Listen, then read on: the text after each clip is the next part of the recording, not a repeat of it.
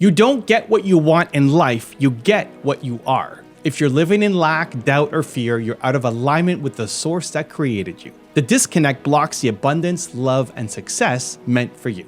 In this radio show, Wayne Dyer reveals that intention isn't just about setting goals, it's about staying connected to the energy of creation itself. He explains that connectors are people who live in a constant state of harmony with the source, radiating peace, kindness, and abundance. They don't resist, they allow. They don't chase, they attract. When your primary relationship is with Source, the universe, the divine energy that brought you here, everything else in your life starts to flow. Stop living small, step into your highest vibration, and watch miracles unfold. Special thanks to Hay House for partnering with us to release this video exclusively on our YouTube channel. And if you make it all the way to the end of the video, put a hashtag believe in the comments below, and we might feature you here in a future video.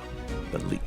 Dr. Dyer, I understand you have a birthday coming up, don't you? Happy birthday. Thank you very much. Yes, I do. Tomorrow, as a matter of fact. Yeah. Yes. So tomorrow I'm officially on Medicare. How about that? Somehow I just don't see you on Medicare. I just can't see it happening. I know. It's one of those strange things. I was talking to my mother, and I said, can you believe it? I was talking about how old my kids are getting. I said, can you believe it? My youngest one's going to be graduating from high school, and she said, how do you feel? She said, my youngest one's on Medicare. Let that be our lesson. That's right. So I just stopped talking right away. Okay. You know, somehow moms always know how to that's right. just shut us up, don't right they? in perspective for me. That's right. Yeah, tomorrow's my 65th birthday. Well, congratulations. So I can't sing that song that the Beatles made famous back in when I was about 22 years old. Will you still want me? Will you still love me when I'm 64? That's right. You remember that? You probably don't even remember that. Oh, no, I do. Yeah, certainly. I remember the Prince song, too, 1999. That's another bygone song. Right. Well, how about that idea of connectors? Do you want to go with that for a little while? I'd love to hear more about it. Yeah, it's an interesting framework. It's basically the last chapter of the book, The Power of Intention. And what I did is I tried to write, I did this with the very first book that I ever wrote for the public called Your Erroneous Zones. I wrote a portrait of a person who has no erroneous zones way back there in the 1970s. And I decided in this book that I would write about a person who's connected to the field of intention. And it is my contention, obviously, that if you read The Power of Intention, that intention isn't something that we do. It's not our motivation. It's not what we create for ourselves. It isn't because we just say, I'm going to intend something, and then it's just absolutely going to happen because we had this magical thought. But that I got the idea from a great teacher of mine. His name was Carlos Castaneda, and he once said, and I wrote a whole book based upon just this one observation. He said, in the universe, there is an immeasurable, indescribable force which shamans call intention, and absolutely everything that exists in the entire cosmos is attached to intent by a connecting link. So that was the very first, and that was years ago, I got this idea that intention, like we are all intended here from a source, and that the idea behind the power of intention is to stay connected to the field of energy from which we came, that Castaneda called intention. And that when we do that, when we are connected, when we live in that way, then whatever it is that we would like to attract into our lives has much greater chance of showing up, simply because we're in vibrational harmony, we're in energetic balance, if you will, with the source of all things in the universe. And the source of all things in the universe is a source of creation and creativity and healing and well-being and kindness. And I call these, in The Power of Intention, the 7 faces of intention. So that if you came, let's say you were intended from a field of energy that is pure love, that means that in order for you to become a person who is able to intend, you must stay connected to that source and be the pure love that you came from. And it's really about returning to that source. So a connector is someone who's always feeling themselves as connected to source. And I think the primary thing about them is that their number one relationship in their life is not to their husband or to their wife. It's not to their children. It's not to their in-laws. It's not to their grandparents or their boss or the people they work for. Their number one relationship, first and foremost, is always their relationship to God or their relationship to this source. And as long as you keep that in mind, and I've often told people that every conflict that you have with anybody, no matter who it is in the universe, no matter what difficulty you're having, your conflict is not between you and that person. It's between you and God. That is can you find within yourself the capacity and the ability to go first and be like God, be like the place that you came from, and use that kind of energy in the resolution of your conflict, and it will be resolved almost instantaneously. One of the great teachers that showed up in my life when I was a young man in my 60s was a man named Abraham Maslow. And Maslow talked about the psychology of self-actualization, when he said that there are certain people who live at higher levels of awareness. They just seem to be luckier. They seem to be able to attract what they want for themselves in their life. They're in a state of gratitude, in a state of awe, virtually all the time, wherever they are. They're peaceful people. And he went through and described what these people are like. But he had one sentence, and I used that at the very beginning of this last chapter in The Power of Intention. He said that, and this always caught my eye, and I remember him saying it verbatim. He said, self-actualizing people, these people who live at these very high levels, they must be what they can be. And I've always liked that idea, that quote, that idea that you must be what you can be. So everybody out there listening now, there's hundreds of thousands of you listening someplace around the globe. Ask yourself if you have internally an inner kind of burning desire to be what you know you can be, which means if you can be living in a state of well-being and you're living in a state of constantly being sick, then you're not being what you can be. If you're constantly battling addictions and you know that you came from a place of well-being, then you're not being what you can be. If you are not capable right now of going out and, let's say, if your legs work and all of that, say running a marathon, 25 or 26 miles, do you ask yourself, well, is that something that I have the capacity to do? If the answer to that is yes, I could be in the kind of shape that would allow me to go out and run for 4 hours without stopping. And then you say, are you living that? Which means that if you're not living that, then you're out of balance. And it's getting yourself back into that balance of being, in a state of connection that I'm speaking about here. And that, when you are that way, and your primary relationship is between you and God, you say to yourself, thank you for this body, and thank you for this brain, and thank you for these abilities that I have, and all of this that is something that I live and breathe and enjoy and love. And I am going to be all that I can be in virtually everything in my life. That's what a connector is. And that's how they look at life, and that's what they sound like. That's interesting. At the end of the book, it's one of my favorite chapters because, to me, it's like a blueprint for the way that a connector lives and breathes and thinks and feels in any given moment, in any given situation, as well as how other people view them. Exactly. It's like, and when you're around these people, Summer, they radiate a different kind of an energy. They don't get upset easily. You can't bring them down. You can't get them upset and frustrated and you can't pick a fight with them and so on. They're living in a different vibration because they're connected to a source that is a source of peace and kindness and love, and they always go there. They're trying to be like God. They're living at God realization. That's what they're doing. Sounds wonderful. We'll be talking more about that, and we'll be taking your calls. And we are going straight to Jamie in Seattle, Washington. Jamie, welcome to the show. Thank you. Happy birthday, Dr. Dyer. Hey, thank you very much. Appreciate that.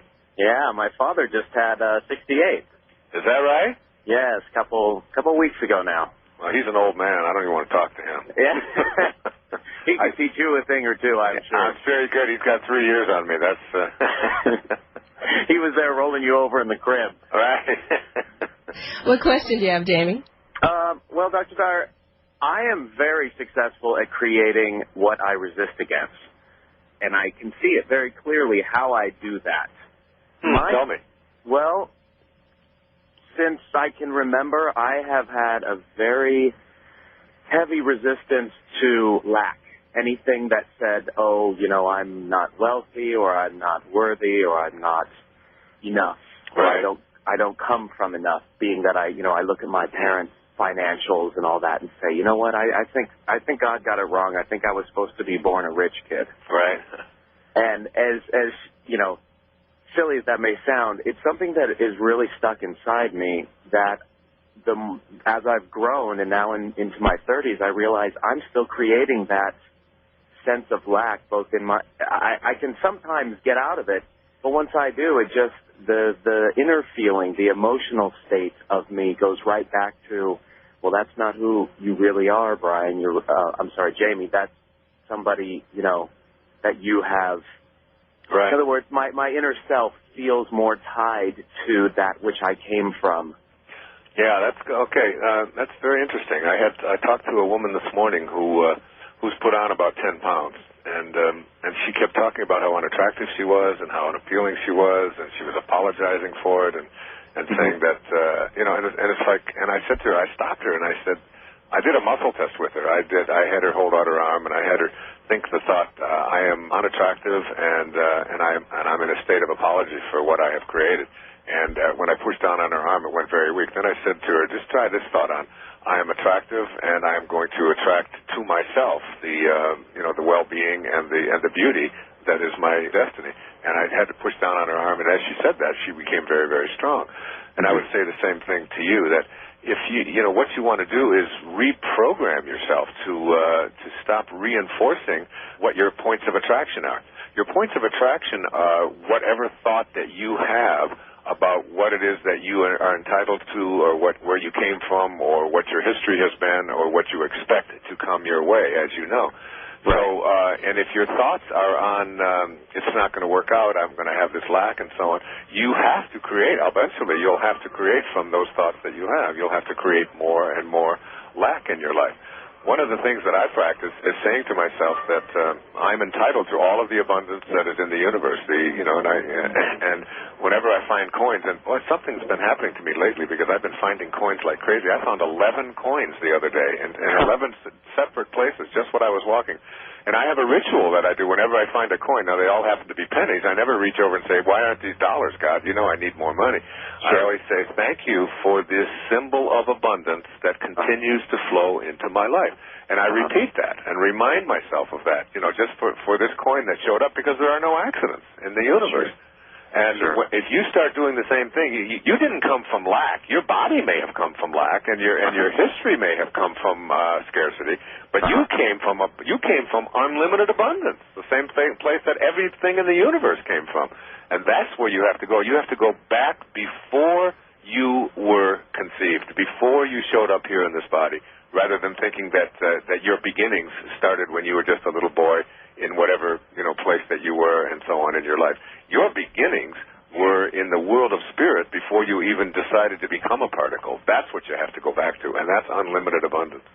Okay. Well, I thank you, and I hope that whoever's walking around with a hole in their pocket is finding 11 coins in one day, in 11 different locations. It was like the greatest day.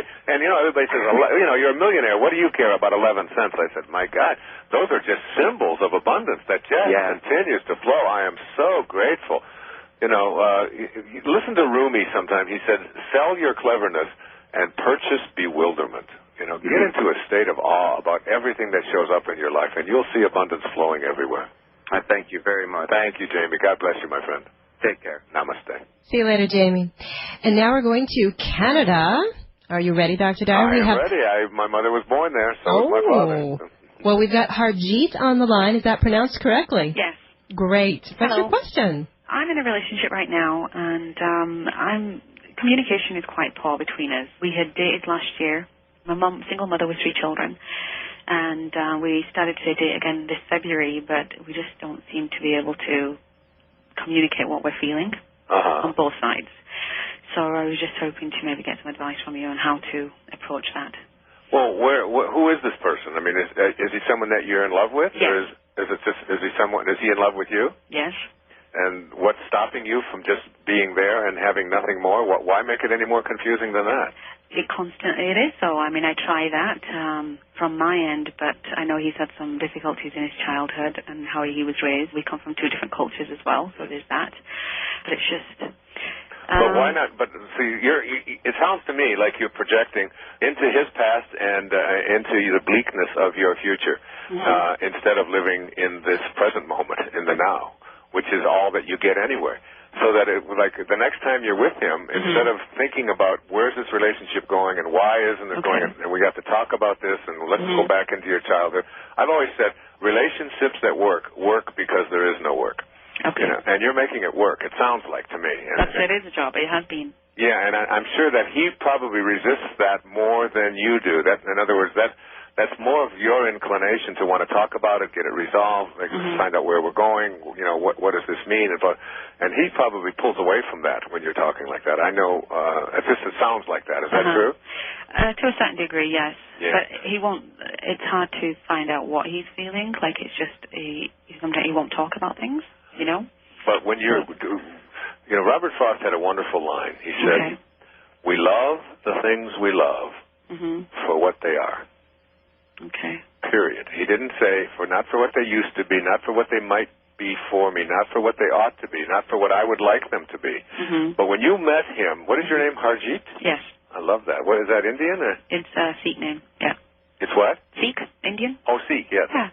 So that when you met this person and you felt the love that you obviously feel right now, you didn't look at him and say, he's got a crappy childhood. You didn't say, No, that doesn't concern me, but I think it's issues with him. But but even at the time when you had your most loving moments, there's a thing called neuro-linguistic programming where you go into your heart and you go inside of yourself and you recreate the best moment that you ever had in your life with this person. And, how that felt. The first time you made love, the first time you walked in the park and held hands, the first time you had a meal together, whatever it was, and you just shared and you just talked, and there was no commands, there was no demands, there was just total, complete, loving acceptance. It's what we call detachment, the ability to be able to just detach yourself from and allow him to be free to make the choices that he makes and to be who he is and to let him know that whatever it is that he chooses to be, whatever it is, you are going to you're still going to send him love. Now, it may mean that the relationship might change, it might even end, but you are still going to come from a place of love. You're going to come from a place of God. And if you do that, you watch and see what the dangers are in him. And if they don't materialize, it doesn't matter because your primary relationship is not to him. If you heard me at the beginning, your primary relationship is to God. You want to be like God, which means loving, kind, non-exclusive, no judgment whatsoever. I allow you to be who you choose to be, and all you're going to get from me is kindness and forgiveness and love and gentleness and joy. That's what you're going to get from me. And you watch and see if he doesn't, if things don't change in your relationship. All right. Thank you, Harjeet. Thank you. Yeah, God bless you. Take care. Namaste. Thank you. Bye-bye. Thank you, Harjeet. What do you say to a person who may be engaged with somebody who is abusive and they behave very lovingly towards them? To someone who's abusive, you mean physically? Yeah, physically or emotionally. Physically, you just leave. Okay. Physically, you leave. You have too much respect for yourself to allow that. We can talk about that when we come back. Yeah, because that just crossed my mind when you were speaking with Harjeet. Some relationships have that. Yeah, that didn't sound like what she was saying, but if that's the case, you just have to move along. You have to treat yourself with great respect, and that means you teach other people how you want to be treated. Gotcha. Let's go to Diane in Burbank, California. Diane, welcome to the show, and what is your question today? Hi, thank you. I've been struggling with alcoholism for quite some time, and I've heard Dr. Dyer say that he's a camel. Yes. And I always love that expression, but I just don't even know what else to do right now. And I always seem to intend myself out the beer, Where are you in that regard? I mean, are you out of control with alcohol, or are you just putting a label on yourself? Both. Both? And how often are you out of control? Pretty much almost every day. Okay. I seem to be able to go maybe 1 or 2 days, but by day 3 I think I can drink again. Yeah. Have you? And what is the appeal of this alcohol? Do you feel better after you have it? Yeah. You feel guilty about having it after you've had it when you've tried so hard not to? Yes, but I've actually done some Reiki, and that's helped with the guilt issue of it. How about the shame? Do you feel any shame about it? The Reiki also has helped with that. Yeah. What kinds of things do you feel shameful about when you go to the alcohol? What is your worst behavior when you're drinking? I yell at my husband, and I black out. You black out? How old are you? 37. 37? Uh-huh. Okay. So you'd really like to be free of this? Yes, I would. Yeah. Would you like to be free of it in terms of not being able to drink, or would you like to be able to drink just moderately and and go on with your life and just like so many people just be able to have a drink once in a while? Well, that would be nice, but I don't think it's possible. Because? Because I don't drink like a normal person. Okay. So you know a lot about yourself. Have you been to AA? Yeah, AA, and I've been through rehab twice. Yeah, okay. Well, Well, you know what, Diane? It's time for you to make your primary relationship with God. It's what I've been talking about on this whole show. Right. You've got to go within. You know the 12-step program. And for the benefit of the people who are listening, a camel, as I call myself a camel, is an animal who starts out every morning on his knees. I don't know if you've ever been on a camel. I was in Egypt on one. They're amazing creatures. Wow. And they go to bed every night on their knees, and they go 24 hours without a drink, which is what I do. And what you have the capacity to do. Someone once described addictions as never getting enough of what you don't want. Yeah, that sounds pretty right. You know, because you really don't want it. You know, no matter how much you may defend it or whatever it is, but you never can seem to get enough of that. And then when you get to that point, it's like any addiction, whether it's to food or whether it's to drugs or alcohol or even approval. But if you go within and make your primary relationship to God, I want to tell you something, Diane. I want to tell you the absolute truth. When I quit drinking, I made a commitment to God, and I didn't quit because I'm an alcoholic. Uh-huh. I quit because I was told by God and told by a great teacher of mine in India that if you want to reach the place that you want to get to, if you want to know what it's like to live at very exalted levels of spirituality and live in such a place where miracles are a way of living, where you can become a healer in your life, where you can manifest what you want for yourself in your life, where you can create the synchronicity to have the right people and events show up just because you think them, where you can have, beauty wherever you are, all the things that I write about, then you have got to understand that you cannot put objects or substances into your body that are going to destroy any of your brain cells. And once they told me that that it wasn't that I was such a bad person that I was experiencing the shame and so on, but it was keeping me from being able to get to the place that I signed up to come here for in the first place. Exactly. And I think that's the same thing as two of you. I just sensed that right over the phone, that you came here to be something grand and great, and you know you have greatness in you, don't you? Yeah. You know, I mean, it's like, I don't know whether you're an artist or a creator of some kind. What is it that you do that... I really don't know. No? I've been drinking too long to figure that out. Yeah, but you see, here's your point of attraction. You have got yourself labeled as an out-of-control person who's been drinking too long, who can't do things, who's, it's almost like it's your calling card. Uh-huh. You got to stop labeling yourself that way. You got to get that calling card out of the way. You know, don't put yourself there. If you could do whatever it is that your heart tells you could do and be alcohol-free, what would you be doing? I mean, that would give you the most joy. That would make you feel better than anything. What would it be? Playing with kids. Playing with kids. You have children of your own? Yeah, I have 3. And what is your relationship to them? My stepdaughter is pretty not very good, but my little kids are it's good. But when you drink? They're usually in bed, but, you know, it they know, though, don't they? Yeah, oh, yeah. Yeah, they know. So playing with kids, so like whether it's running a school or whether it's adopting more or having more or whatever it might be. And if you could just visualize yourself that way and get these pictures of your head out of your way of being this person who's so full of shame and like you've done all of every drink you've ever had and everything you've done up until this moment, you had to take in order to get to the place where you're going right now. So be grateful for all of it and make your primary relationship to God and ask for the guidance. Ask and it is given. In fact, that's a really good book for you to order. I don't know if you've read it. It's by the Hicks. You can get it through Hay House.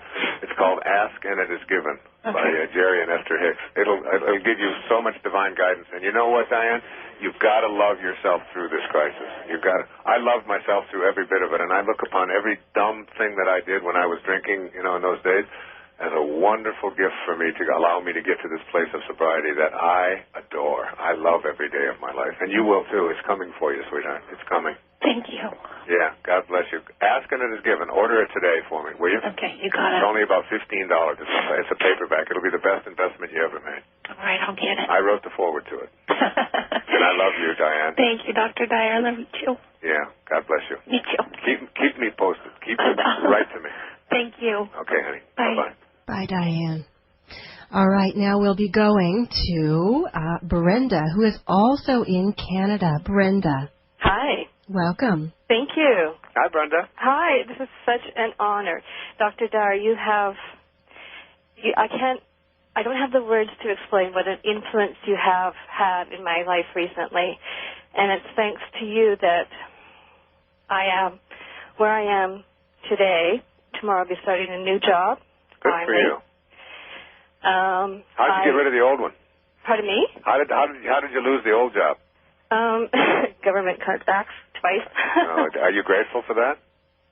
it's taught me a lot. Yeah. I have learned so much in the past months that I have been out of work and looking for work. I have come on such a spiritual path. It's incredible, and you've started it. Really? It's just I picked up the coincidences. I've read a lot of your books. I've read Power and Force versus Force. I've read The Purpose of Your Life. I've just read so many books, including all of yours. Mm-hmm. And the book Power of Intention, I've read 3 or 4 times now. I meditate twice a day. And one of my questions is, when I meditate at night, I do the Om. Mm-hmm. I fall asleep quite a bit. That's good. If you fall asleep, it's because your body needs to. It's fine. That's right. I understand that. But what I don't understand, and my question is, I get a lump in my throat at night, like like you want to burst out, and I don't understand why it's there. Is it a good feeling? It scares me a bit. Is it good though? Is it good or is it painful? It's painful. It hurts. It hurts? Yeah. And when you have it, what kind of thoughts will bring it on? Is it the actual doing of the meditation? It's. You know what that is? That's resistance coagulating into your throat, and it's you getting rid of the resistance to what is coming for you. What you've just described in just a few moments is having gone through a really bad experience, being filled with fear, like lots and lots of fear about not being able to work, not being able to find the government's cut back, a lot of anger, a lot of resentment, and now and in the process of going through all of that, you're now starting a new job. Great things have been coming your way, spirituality, and it's all because of all of this resistance. And so as you start doing this meditation, that resistance that you've lived with for your whole life is just coming up and coming up. So you know what you got to do? You got to spit it out. You just got to almost like give it it's a disgusting sound. You got to go, you got to get rid of it. You got to hock it out of there and allow in this new venture that is underway. It's like you found God. You found spirit. You've connected yourself. You're an inspired woman rather than a defeated woman. And it's all happened because of these great things that you used to resist. All of the things. Right, thanks you God bless you. very much. Right now, we are going to Jackie in San Jose, California. Jackie, what is your question today? Dr. Dyer, hi. Hi, Jackie. Thanks for taking my call. I am married to a man who we've been married for three years, and he has spent most of our married life in bed. Every weekend, he will sleep until around 4 or 5. He works during the week, and I don't know if he's just so depressed, he won't get out of bed. I don't know what to undo. Does he think of it as a problem, or just you? Basically, just me. And when you say he's in bed, what is he doing in bed? He just sleeps? Yeah, he's sleeping. Does he work long hours? No, just a normal job.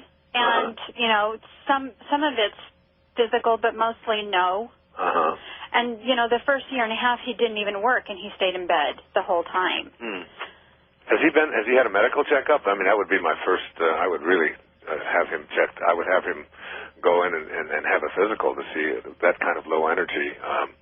I don't know. It's very hard to say over a telephone whether this is, a matter of psychology or it's a matter of some kind of something medically. So that would be my first advice, to have him get a physical. But if he's physically fine, how old is he? He is 40. Is he overweight? No, Does he drink? No, He used to drink, and then he went into rehab and hasn't drank since.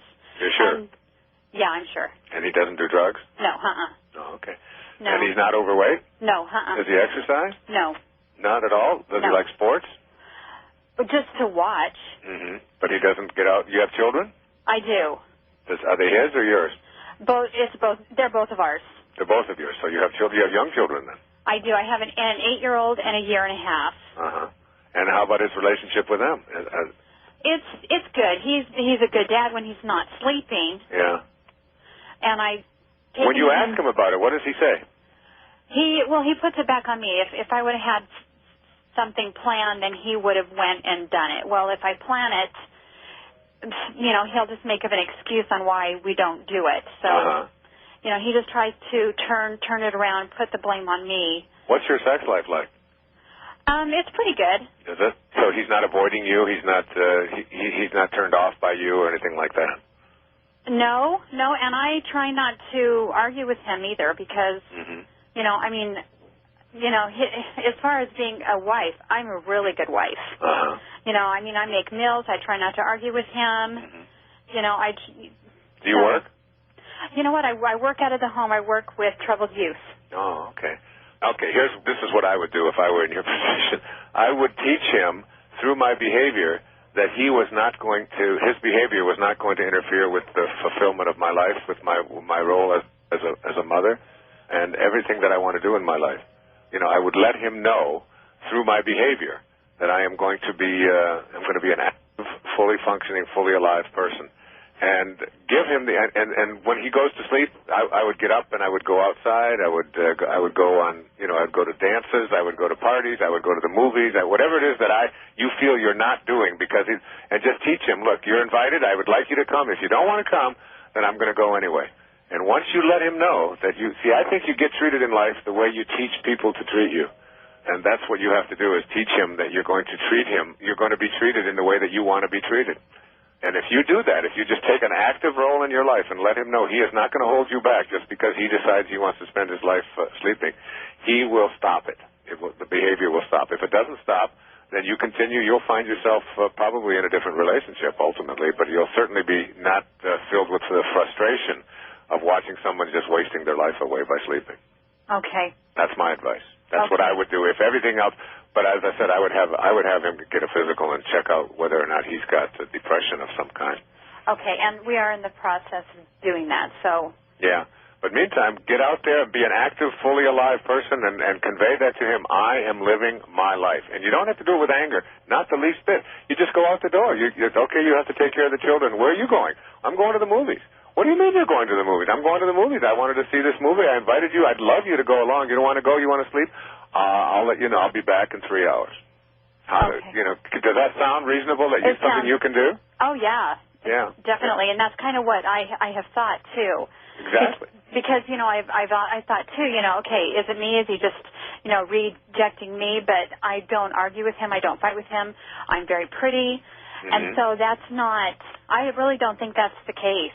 So, no. But I agree with you. I think it's habitual. He's just got himself a habit, and he's got a wife that has been willing to suffer through it. And, you know, you don't, the question, the greatest line that ever came out of Shakespeare is from Hamlet, and it's, of course, to be or not to be. That is the question. Whether you're going to be who you came here to be or not. But the line that follows it is even more important. Whether 'tis nobler in the minds of men to suffer the slings and arrows of outrageous fortune, are you going to suffer that, or take arms against a sea of troubles and thus by opposing end them? And you take arms by just saying, I am going to be, I choose to be, I don't choose not to be, and I am going to be a fully alive, you know, joyful soul. And I want you to come with me, and you got my first invitation. If you don't take it, I'm going with somebody else, but I'm going. Okay. You know, and if he doesn't want to take you, I'll take you. You sound too good. You sound too beautiful to me. Okay, sounds good. Okay, thanks. All right, thank you. God bless you. Namaste. Bye-bye. Bye-bye. Thanks a lot, Jackie. That's great advice. I love that call there. That was so unusual. Yeah. Well, you know, a lot of people get stuck, and then they believe that the reason they're so unhappy and the reason that their life is so dull is because my husband is sleeping all the time or because he won't go or whatever.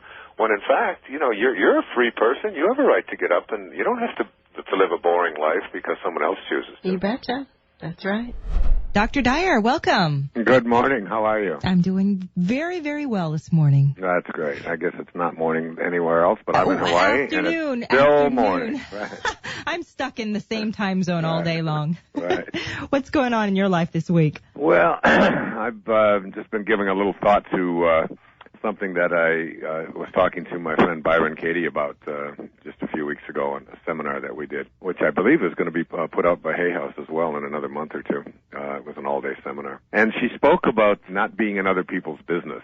And I've given that a lot of thought. And there's a lot of ways that that's something that interferes with us, especially with our own happiness and fulfillment as people.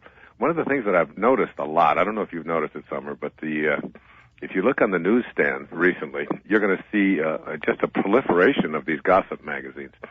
and they all look almost the same. And there used to be one or two. There was like People magazine and Us magazine and a few others. But now there must be 50 of these things that are out there, and they all cover the same things. The same people. I think it's Angelina and it's Jennifer and it's Brad and maybe a handful of others, people who are celebrity type people, and they have photographers following them around wherever they go. And every one of these magazines, in fact, many of them just use the same pictures over and over and over again. And every week, it's the same. It's the continuous thing. And I keep thinking about, why are there so many of these now? Why is there must be a great deal of profit in that? And why is this one great big profitable item that the American people seem to be just obsessed with the business of other people, who's had plastic surgery, who's pregnant, who looks like maybe they would want to be pregnant, who looks, every story is just sort of a continuation of people being obsessed with other people's business. And one of the things that I've learned specifically in the last year or so working on my new book called Change Your Thoughts, Change Your Life, which won't be out till later this year, but it's on living the Tao. And many of you who follow this radio show know that I have been working on writing individual essays about the 81 verses that Lao Tzu wrote about 2,500 years ago and how to apply this ancient and powerful wisdom. So what I've done is, I've looked at this whole concept of not interfering in our lives and not being obsessed with, other people's lives. The Tao teaches us that non-interference is the most important thing and most important place that we can go to in our lives. So, I was just, the other day, I was assigned to a sort of a little babysitting adventure with my grandson and two little girls. And I was watching them for 3 hours out by the pool, and I noticed I was trying to practice this non-interference, staying out of other people's business, and just making sure that these are three little children that know how to swim and all of that, but just make sure that they're safe. But anything else, just stay out of their business. I had made up my mind I'm going to just stay out of their business. And I would watch the two of them would go together down at one end of the pool, and they'd be fighting about something, and they'd be arguing about this, and then they'd want to come and tell me to resolve it. And it was back and forth with this continuous trying to include me in their business, and I was determined that I was going to stay out of their business. And I would watch as, like I was in the pool with one of the little girls, her name is Kylie, and she started being unhappy about something that her sister had said or my grandson had said. And I looked at her and I said, well, you get that resolved and I'll be right back. And I dove down to the bottom of the pool, swam to the other edge of the pool. By the time I got to the other end of the pool, maybe 20 seconds later, stuck my head up, the two of them were hugging. And I found that over a 3-hour period that I could completely stay out of the business of these little children, and they could resolve it themselves. And we're learning much, much more than just having one great big person come along and interfere. Now, there's an application between that and these gossip magazines, as strange as it may sound, and that is that I think that whoever you are, if you're obsessed with what somebody else is doing in their life, who they're dating, what their sex life is like, whether or not they've gained weight, whether or not they've had a boob job, whether or not the endless kind of obsession with this kind of information, is something that you might really want to take a look at and ask yourself, am I in my business or am I in somebody else's business? And if I'm continuously putting my focus on what somebody else is doing, what I'm really doing is shifting the energy away from living my life to its absolute fullest and instead living through the accomplishments or the lack of accomplishments or the bad news or the hard times or whatever it is of other people. And I urge you to just not participate in that, to stop purchasing those kinds of things, to stop simply reading them. Don't even open them up and look at that, and instead look within, look at your own life.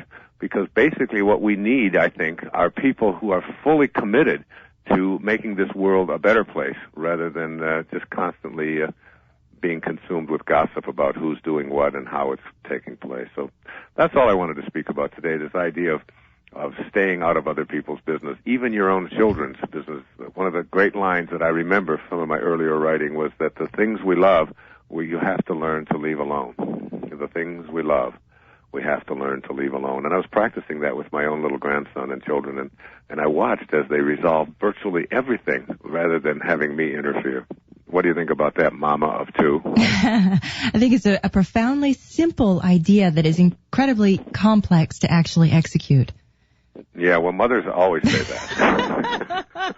Stay away from the fireplace. I'm going to interfere. But there's a big difference there between, obviously, if you bring children into the world, you can't just say, all right, go out there and play next to the swimming pool. I know you don't know how to swim. If you fall in, you'll work it out. I'm not saying that at all, you know. I know that, but being attuned to the difference of where you really are needed versus where you can step back. Yeah. But you'd be surprised how often our young children invoke us to resolve conflicts or difficulties or even tiny little problems that if we just gave them maybe another 20 or 30 seconds, they could resolve it. And I don't mean just little children either. I'm talking about teenagers. I'm talking about your adult children. I'm talking about your friends and everything else. Pretty much allowing other people to figure it out when there's no danger it's just something to look at and realize that by getting dragged in there yourself, almost always you become a part of their problem. And now, you know, and especially if you have two children there and you take sides with either one of them, then the other one is going to be upset, and then back and forth you go. Right. No, I hear exactly what you're saying, but you have to keep your mind attuned to that process. Right. Exactly. Well, Dr. Dyer, I think we have time actually to go right to a call still in this first break. Wonderful, first section. We have Katie from Raton, New Mexico. Katie, welcome to our show today. Hello, how are you? Hi, Katie. Hi, Dr. Dyer. How are you? Good. You're in New Mexico? Yes. I just saw a movie called Little Miss Sunshine. Oh, yes. Did you see that? Well, actually, I haven't seen it, but I've heard of it. But they're going from Albuquerque to Los Angeles. Yes. They're starting to film a lot out here. Are they? Yeah, they must be. In Albuquerque, mainly. Yes, right. Well, how are you today? Oh, I'm pretty good. I was listening to you talk, and I guess my question is a little different, but that's okay. I was wondering, you know, you're talking about living inspired, and I am doing pretty good with I am very inspired, but what I'm having trouble with is maintaining that, I guess. There's so many things that I'm starting a new business, and it's a greenhouse business, growing tomatoes. Actually, I've been doing this, but I'm expanding into a pretty large business now, and I'm a little nervous about it, but I'm very inspired to do it, and I keep getting, I don't know if I'd call them signs or something from the universe that this is the right direction. What are the signs? But there are, things like things start working out, or I talk to people that would maybe buy my product, and they're very inspired about what I'm doing. The problem I'm having is the people around me that are close to me don't believe in this at all. Well, this is related exactly to what I was talking about. They're in your business, aren't they? Well, very much. My father is the main one, in which I'm 50 years old, but he still likes to get into my business. Right. And, I mean, I love him, and he's very helpful, but he's very negative, and he is very afraid for me to go into any kind of debt, let's say, because he's afraid. You know, he's just afraid, but he was always a gambler and a goer and a risk taker and all that, but now he's almost 80 and he doesn't want to see his daughters doing it. Right. He wants to and I cannot live the uninspired life that he just keeps asking me, why can't you just be happy with what you're doing in the status quo? But I would die. I would literally die. There you go. That's if I had to. That's the answer. When people say that to me, I'm 66 years old, and I'm, you know, if you look at my website, you'll see a whole host of weekend seminars and trips that I'm going to be taking around the country and going to Europe and all of these kinds of things. And basically, I should just stay home and relax. I've done enough. But you have enough money. Come on, stick around. I want to talk about this. It's really important. You know, one thing that you said there that I just want to reiterate before we leave is that you said that if I don't do it, I would die. Well, I just don't see myself maintaining the status quo that I'm at right now. Yeah, and what is that status quo? Well, I'm working. I have my little greenhouse. It's only running 6 months out of the year, so right now I'm not. Actually, I'm just getting ready to start up again. But it's just not enough. You know, it's small, and it's nice, and I enjoy helping the people that I help, but I've always had a bigger vision than this. What do you love about this greenhouse tomato business? What I really love is the idea of producing really quality food and be able to deliver it. And when you're doing it, like when you're digging and when you're planting and when you got the seeds and when you see the little shoots come out of the ground. To me, it's just all a miracle. Isn't it? I mean, isn't it? It's almost like giving birth, isn't it? It is. Yeah. And I get very excited over very little things, like a plant that maybe I brought back to life, because I paid more attention to it. And I might be really excited about that, but I am having trouble finding other people that get as excited as I do. Do you think it's possible that for your father, for example, you get one person to have that same feeling inside of him about that as you do? Do I think it's possible? Yeah. Do you think it's plausible? I mean, is yes, that... I think he does also see things sometimes. He fought me on this little business I started. Right. And said, it's perishables and you're going to lose all your money and and you can't go against the big box stores. And I just had a lot of faith and I've done way better than he ever thought I could do. And so for him, if you make a lot of money or make money doing it, it's successful. Yeah, exactly. So he's kind of that frame. One of the great lessons that I learned was as a young doctoral student from Abraham Maslow, one of the great teachers in my life, was that when he was describing people who achieve at the highest level, who reach what he called self-actualization at the very top of the pyramid, he had two assessments of them. One is that these are people who are detached from outcome. Okay. They're detached from outcome, and the other one is that they're independent of the good opinion of other people. Those are the two number one and number two criteria. Okay.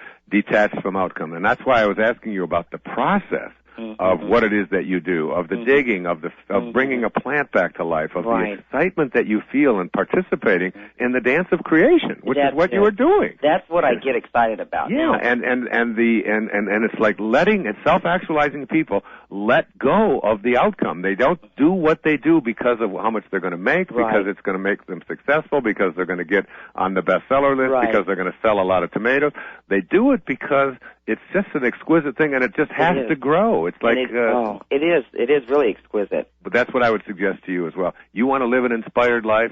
You just do what your heart tells you you're here for. That just makes your heart sing what you're doing. I can hear that in you. Right, I do. I mean, that's the time I'm very excited. And what bothers me, I guess, is when I try to share it with my family or people close to me, and they just don't get it, or it's not exciting to them.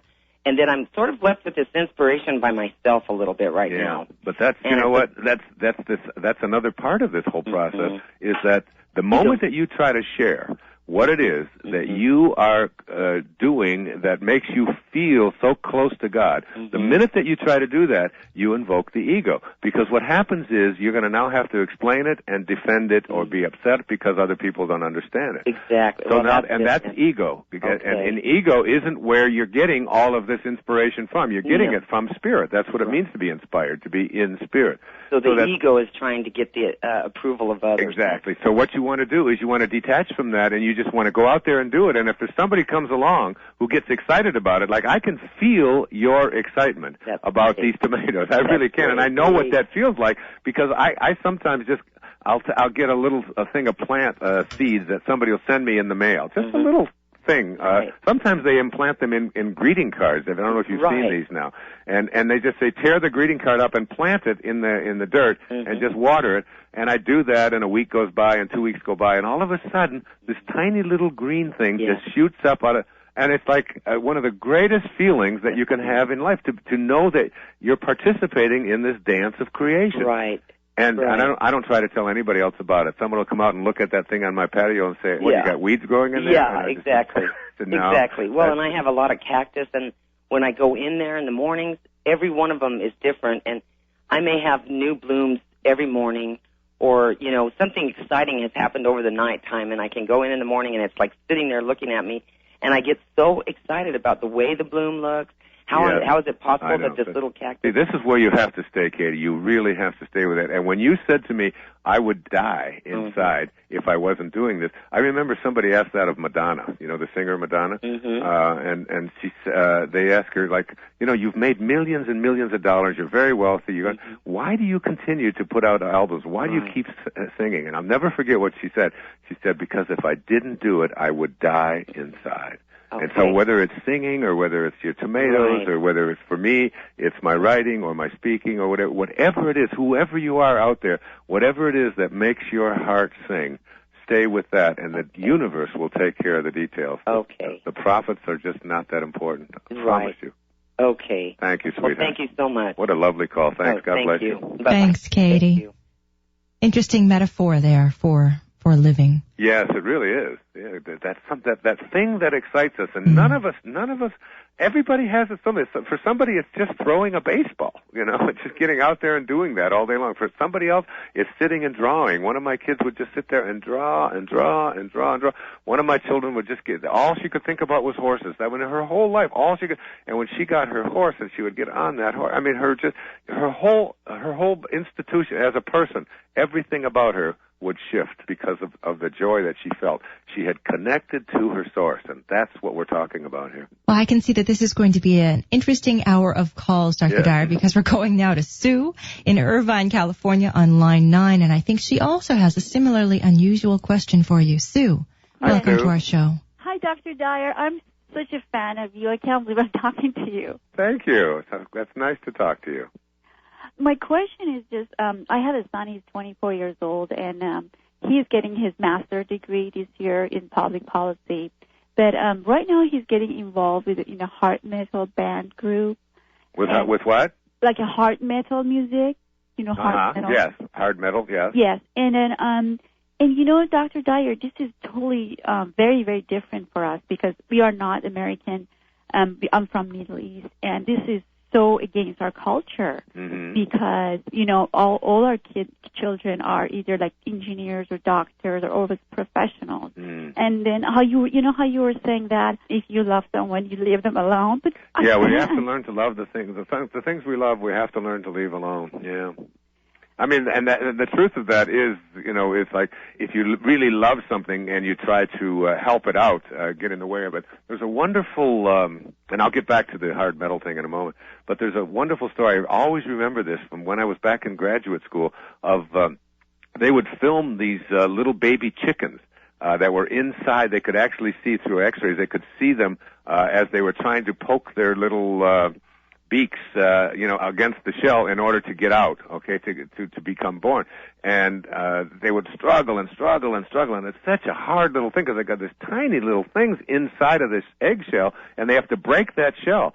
So that some of the students, what they would do is they would try to help the little bird along by just cracking it a little bit so it would be easier for it. And every single time, one of the students that were doing this, in their sympathy and in their desire to help this other person, this little tiny baby chicken, the chicken would die. The thing would, every single time it would die. But the ones that were left alone, the ones that because the part of the process, apparently, for being born for a little tiny chicken is that it has to go through that struggle. That real hard exertion is what gives it the strength to be able to break through and to move on. And I think we have to remember, it's a simple little metaphor, but we have to remember it with our own children as well, and with everyone else, and especially even a 24-year-old. That if he is feeling deeply within him that this kind of heavy metal music is something that is his calling, and he's really attracted to it, I think letting him go is, might be the way. Don't go away. We'll come back to it. Okay. Well, is it a band that he wants to start? Yes. Well, no, he is right now in a band. He plays bass there. How's he doing? Believe it or not, I just saw it once and I couldn't stand it at all. I was going crazy. I thought, this is not my son. Is that your son? We're all laughing. What do you think he should be singing? Oh, Solo Mio? No. That was the last program. We had our opera singer on from New York, remember? Right. I do. No, but Doctor, I'm so involved with it because every time I see these movies about these hard metals, they're always involving drugs and alcohol. It's just. But that's not the case. That's only some of them. I mean, there are there are rappers for Jesus that are out there. There are hard metal people who are singing songs that are really attempting to, who are against violence and who hate the wars and so on. I don't know where your son stands on that. But all I know for sure is that if he's in that band and if he's playing it and if he feels that it's something that he has to do and it's not interfering with anybody else's, life and not hurting anyone, then I think giving him your blessing would be probably the best thing that you could do. But, Doctor, how about the investment we did for him for so many years for going to school? He could have not, what I'm saying, it's just because he could have done this without even going to school. But he's only 24. I mean, he's 24 years old. I mean, it doesn't mean that when he's 50, he's going to still be singing we really don't know. None of us do, because it isn't up to us to make those kinds of decisions for other people. I mean, you can put a kid into school and you can send their tuitions in, and you can have them take all of their courses and so on. But inside of them beats a drum beat that is very different than the one that you hear. And for him, I mean, it's something that it sounds to me it's like it's something that he has to do. Does he say that to you? He said his music is his passion. He said that's what he always wanted to do. Mm. But he went to school. He went through. That's what I'm saying. He's getting his master's degree this year from a very prestigious school. What is your passion? My passion, to be honest with you, for him or for myself? No, for you. Oh, I'm too old. I don't have any more passion, doctor. Oh my goodness! How old are you? I'm 46. You're 46. Yes. And you're already too old, and you have no passion left? No, I don't have any more passion. My passion were my children, doctor. Well, I would encourage you to understand, what Gibran said about your children. Your children are not your children. They are the products of life's longing for itself. They come through you, but not for you. Your children came through you. They're not yours. And I would suggest to you that you probably have a great passion, something that inside of you, is something that you've always wanted to do, but you've never quite given yourself permission to do it because you've been so consumed, probably, with being such a wonderful mother and taking care of your children and all of that. But now you're getting to a point where you're realizing that you can't make your children become what you think that they should be just because they happen to be biologically related to you. And I would urge you, my dear, very strongly, Sue, to go within and look at what your own passion might be. And maybe you should go to school and find a course that, find something that just excites you. What is it that excites you more than anything? Is there anything out there like that? To be honest with you, Dr. Dyer, I never even think about it. I go work every day. I go home. I cook for my husband. And I have a great relationship with my husband, but I never thought to do anything for myself, just go find my passion, because we were immigrant in this country and we were always work. But you're a child of God. You are a piece of God, and you came into this world to complete something. There's something that you're here for, and I know that if I had enough time with you, you'd be able to spit it out. And there's probably been some kind of a fear in there that if I do this, then I won't be as good a wife, and I won't be as good a mother, and I won't be as good a homemaker. But the fact is that if you felt that deep sort of commitment to what it is that you are as a human being, what it is that you are, I think, and Summer, I mean, you might even add to that. I mean, you're a mom, you've got a busy home and all of that, but you also have this great passion with this radio show, and how do you bring them both together? Very carefully. Really, Sue, when I heard you say you were too old for passion, I was shaking my head here, biting my tongue. Well, I always listen to you every Monday. Even I'm at work right now, but I just have to listen to you. My lunch hour I take and listen to you. But that's what I'm saying, Doctor. I don't see anything for myself anymore. I'm just looking forward for my children's future. Honestly, I don't. Yeah. I think I'm done. I did all I could have done. No, you're not, Sue. You're not even close to done. You're just beginning. In fact, the fact that you listen and the fact that you hear this and you hear the kind of things that we speak about, and you hear about being inspired, and you hear about making a difference in the world. I mean, Mother Teresa didn't even start her work as a nun until she was 55.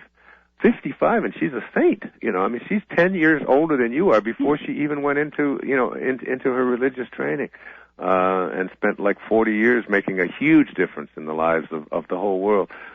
You're hardly even beginning, and I would say that to anybody that is out there.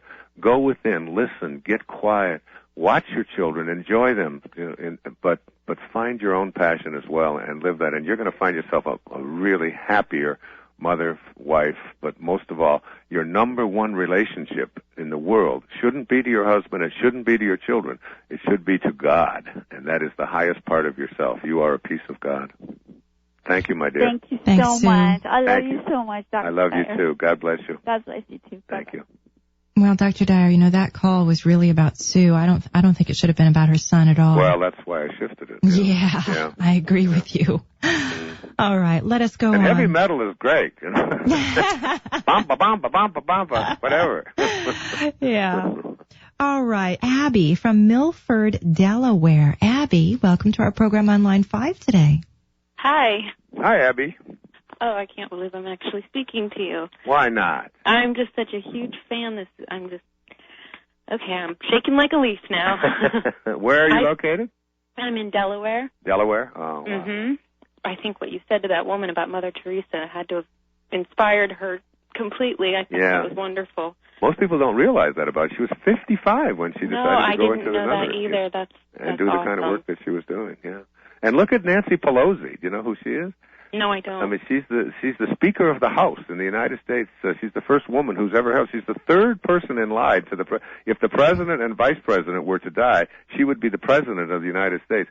She raised all 5 of her children and didn't go out until they were all raised. And now she's, I think she's 64 or 65 years old, and she's out there as the Speaker of the House. I mean, she didn't start it until she was in her 50s. Wow. So there's lots and lots of room for all of us, yeah. I guess. What is your question, dear?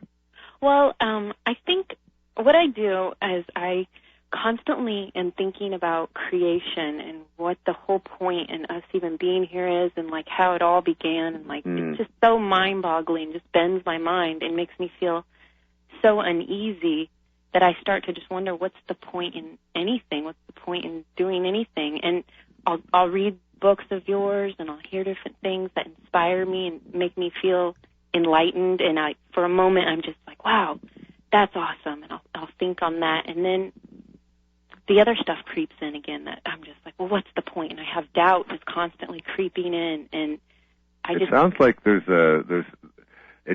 just guessing, but it sounds like there's like this huge fear of death.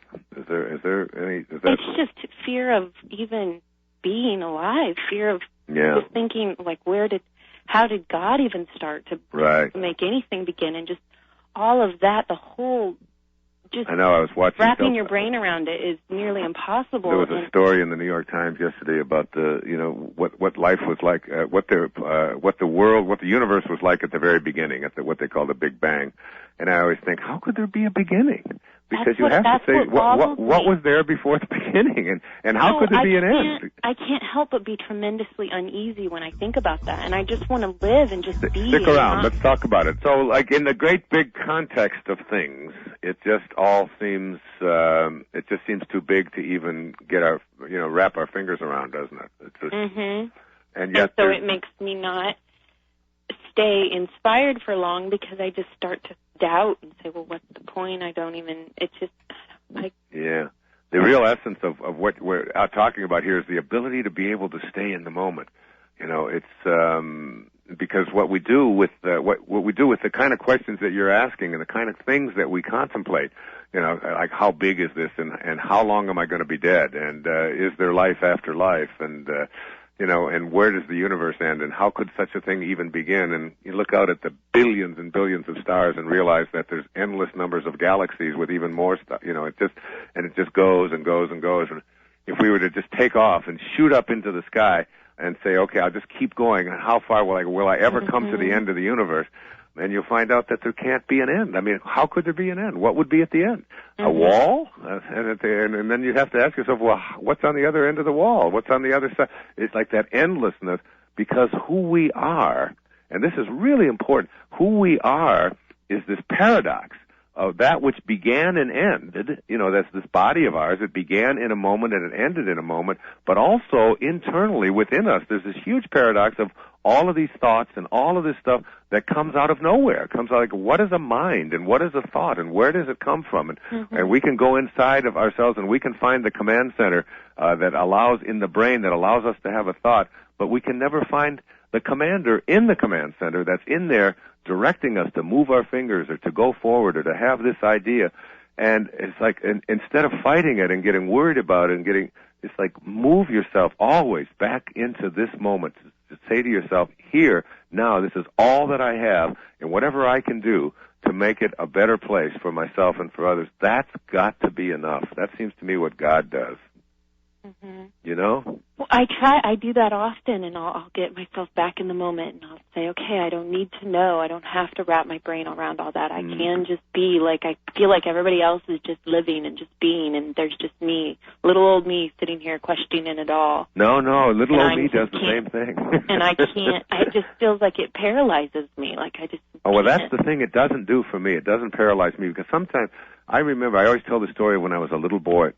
I was living in an orphanage, and I was about 7 years old, and the lady whose house that we lived in, her name was Mrs. Scarf, she came out, and she handed my brother David and I, we were sitting on the back steps, a banana.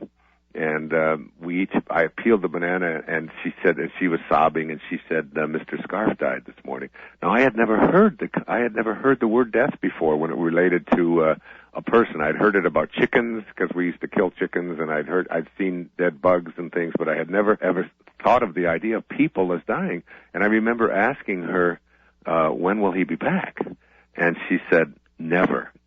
Now, I went upstairs, and I lived on a bunk bed. I slept on a bunk bed. There were 6 of us that slept in this room, and I slept on the very top. And I laid there, eating that banana. I could remember this like it was yesterday, trying to contemplate the concept of never, of never coming back.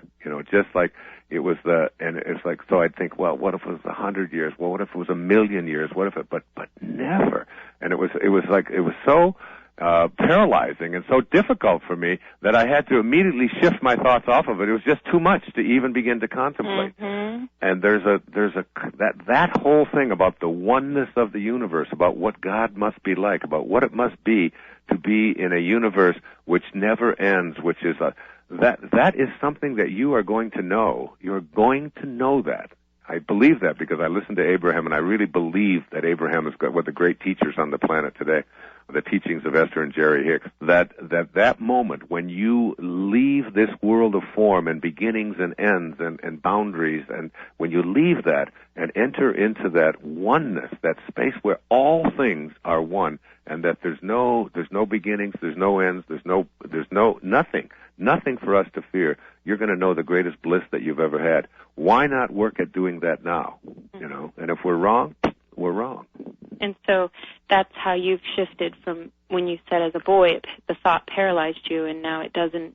Yeah, it does. It's so incomprehensible for us who believe that we did begin and end, that there is all of this.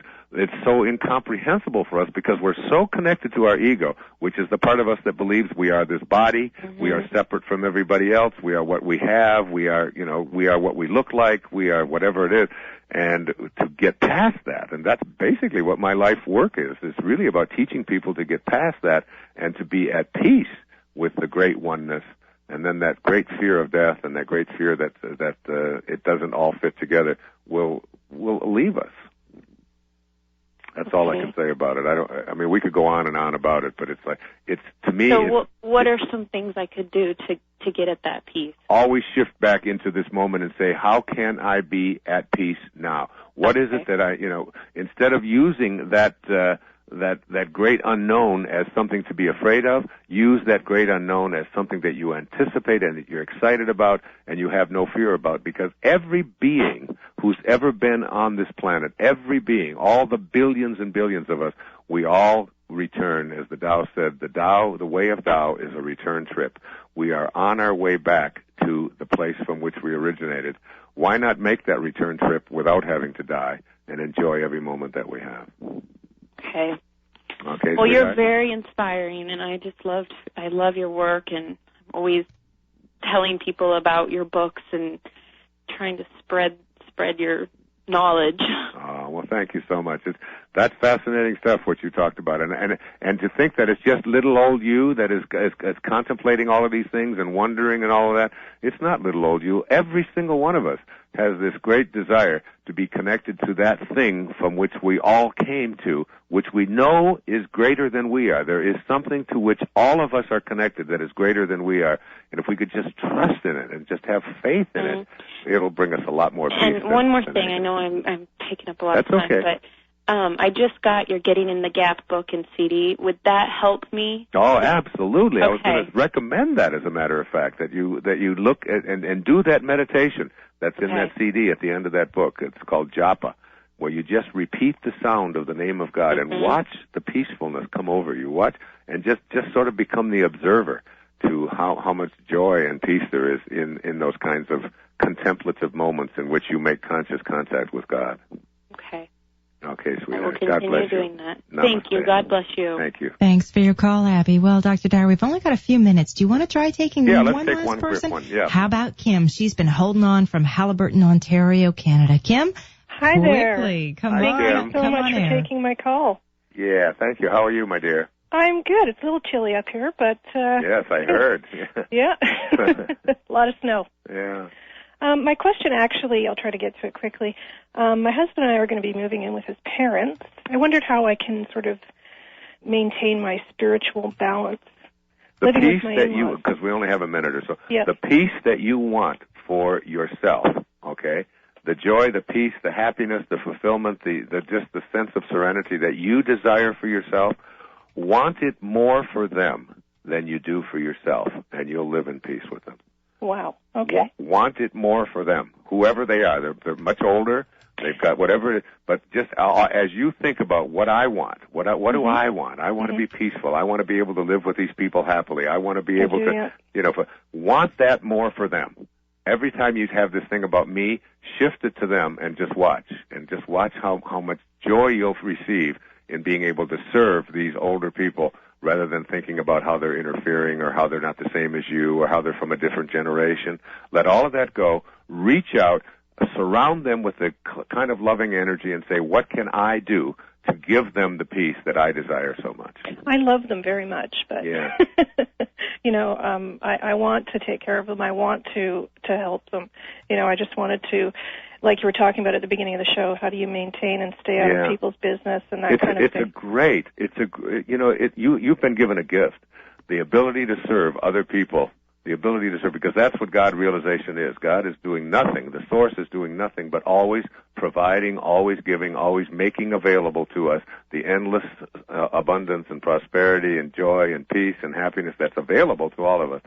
By doing that, by just continuously doing that, you'll forget all about yourself and just say, it's my turn to serve. My dear friend Ramdas, who lives over here on Maui with me, said that the last year of his life when he took care of his father and he had to put him on the toilet and he had to wipe him and he had to lift him off and he said it was the greatest year of his life. He learned more from that than any other experience. Oh, absolutely. There are teachers for sure. Yeah. Absolutely. Thank you. God bless you. Thank you so much for your call. And Dr. Dyer, until next week. Thank you, my dear. Okay, take Another care. Good day. Another good day here on Dr. Wayne Dyer's Inspiration. Welcome, Dr. Dyer. You're joining us again from Florida today, and hopefully it's a lot nicer there than it is here in Southern California. We're getting a ton of rain today, which we actually really need. Oh, my goodness. We always say in Maui, no rain, no rainbows. We're always very grateful for the rain. I always think of rain as one of the great miracles of all. It's like every time it happens, people complain, but it's, without it, none of us could even stay alive for a day. So it's always an amazing gift that all of a sudden just everything, this mana from heaven just showers down on us from the skies and says, here's what you need to sustain yourself, here's what you're made of, here's what your earth is made of, this will grow all your food, this will take care of all your thirst, this will take care of everything. And I love the rain. I love to be in it and walk around it. And we've got some great callers coming in. I'm noticing a lot of people from Canada today, several Canadian callers, Ontario, Quebec. So let's start with that. Would you like to go to Montreal? Sure, I'd love to. Let's check it out. Roxandra on line 1. Hello. Welcome to the show. You're on with Dr. Wayne Dyer today. Thank you. Hi, Roxanne. My call. I can't believe it. I'm the first one. You are. How are you? So today it worked out well. How am I? I wish I knew how to answer this question, but I could say it could be better, but I'm okay. Uh-huh. Well, that's good. I wish I knew a bit more because I'm kind of stuck in a rut work-wise. Uh-huh. I mean, not only work-wise, but the work aspect is one of the one that bothers me most because I don't know what to do with my life and find my life purpose. Mm-hmm. So I've been back to school for almost 9 years now, and I'm in the middle of a PhD that I don't know if I would finish. So that's a big... That's not an unusual place for people in PhD programs. You get to a point where you ask yourself, what am I doing and what am I putting myself through this for? Right, but it's, like context-wise. My supervisor died last year, from the beginning, I thought I didn't belong there. Initially, I was rejected. I had to reapply. And although the topic is really interesting because I thought I took it more like a mission. I said, I know I don't want to work in academia for sure. Why am I going through this one? It's very difficult too. So anyway, that's why I'm like, I don't want to do it unless I'm able to say I'm not going to regret it. I don't regret what I've done so far. But this year I'm really kind of, I don't know, maybe I needed to grieve because I had few losses several years, like up to 2 or 3, and maybe I'm very, very tired, so I did kind of, it's in between, like a kind of a transition, but I'm not a step further to figure out what's next for me. I have some areas, but I don't know how to package myself and how really to trust that I can do something. Well, you really do know how, because no one can teach it to you now, especially now. How old are you?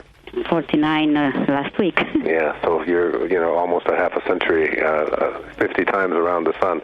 You pretty much know how to do it, Roxanne. The fact is that you've just been trained with a bunch of memes to believe that, things have to be a certain way and that you have to do things the way, that you programmed yourself to do them or someone else programmed you to do them. You get into a program and then you start asking questions about, is this where I belong? Should I be doing this? I don't know.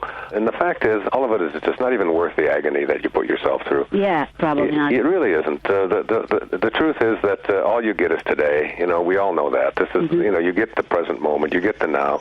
If you can learn how to live fully and completely and totally in the present moment and just be there in this moment, realizing that the now is all you ever get, and that the future thing that you're all worried about is nothing more than just a now.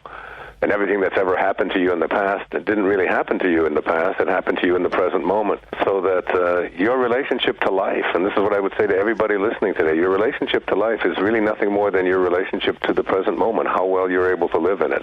And if you can find a way to go within, to get peaceful, to meditate, to get quiet, and that's why I always say the best way to handle all of these kinds of questions that we have for ourselves is to get our attention off of ourselves, off of our ego, off of what's in it for me, and off what I should be doing, and me, all of the I stuff, and just turn it around and begin to serve more. It's what I do all the time when I feel myself struggling, when I don't know quite what to do, even in relationships or with my work or whatever, is I just stop and I go through my mail and I pick out some letters from people who really are struggling and really are having a difficult time, and I reach out to them, and every time that I find myself letting go of thinking about myself and putting my attention on someone else, almost always I start to feel better, the answers become clearer, and I don't get myself so worked up into a dither over what I should be doing or what I shouldn't be doing. It's like I used to always quote from my friend Artie Pine, who was my agent many, many years ago. He passed away a few years back, and he used to say, I'm an old man and I've had many troubles, most of which have never happened. True. Almost all I'm a good warrior, unfortunately. It's a learn. I know learn. A part of it is a lot learned, but I'm very good at worrying. You're what? Which is not healthy, obviously, and I kind of in between this space, like struggling, stop worrying, and then beating myself up for it.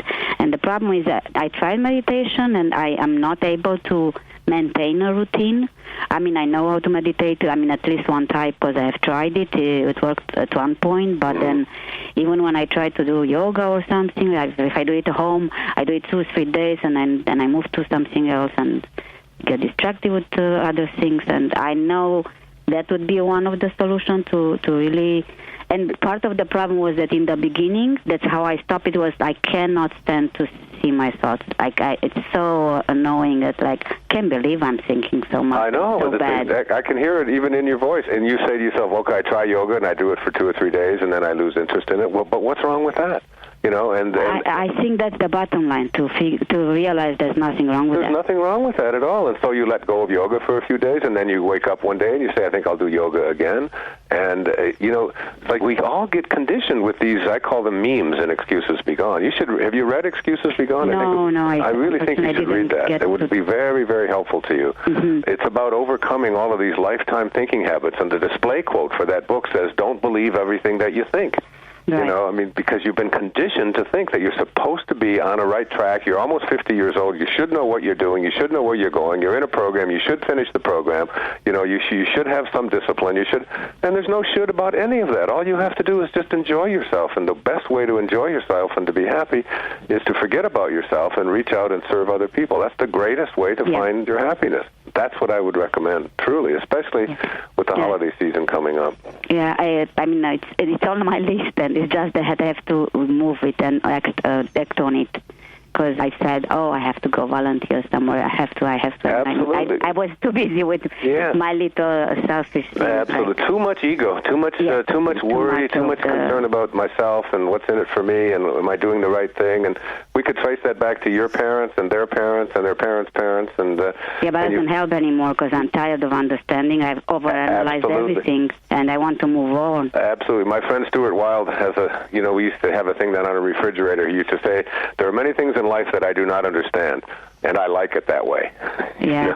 You don't have to understand it. Well, I'm not sure I will ever let go of that 100%, but I want to keep the learner part. Give yourself permission to just be. You know, listen to the Beatles. You know, go listen to let it be, let it be. There will come an answer, let it be. It's one of the great slogans of all time. Just, stop the struggling, the internal stuff that you do with your mind, and just enjoy. You watch. Everything that you need will come along. We got to move along. Okay. I'm going to send you a copy of the shift, so stay tuned, okay? Thank you very much, Dr. Wayne. Thank you, Roxanne. Happy holidays. Bye. Happy holidays. Bye-bye. And we'll get Roxandra a DVD copy, send her one out to Quebec. And we've got 2 minutes, maybe time to get started with someone really quickly. So let's go to Judy. She's also calling from Canada, from Ontario, and wants to know about self-sabotaging. A great question. Welcome, Judy. Hi. Hi, Judy. Thank you for taking my call. And Dr. Dyer, I want to thank you for all of the work that you do. It's just awesome stuff, and it's really helped me a lot. Thank you very much. My question today, though, is you only have 2 minutes, so I'll be very quick. No, that's okay. We can always come back if we have to. That's okay. Every time I start to move forward with anything that I want to do that I'm excited about, but in particular weight loss, I start to get body problems. Like right now, I've really decided to take the next level towards being fit and healthy, and my back goes out. So the things that I plan to do, I can't do. And it's not that it's going out because I'm not doing exercises properly. It's even before I get started. So I'm wondering, what is in your head? Like, I've been reading Excuses Be Gone, and it's not a conscious thought. It just sort of happens, and I'm wondering, what is that self-sabotage somewhere in those memes that... That's a really good question, because I know I do the same thing myself. As a matter of fact, I was just telling Diane, both of us were talking about having a lower back pain ourselves today. Well, maybe it's just going around then.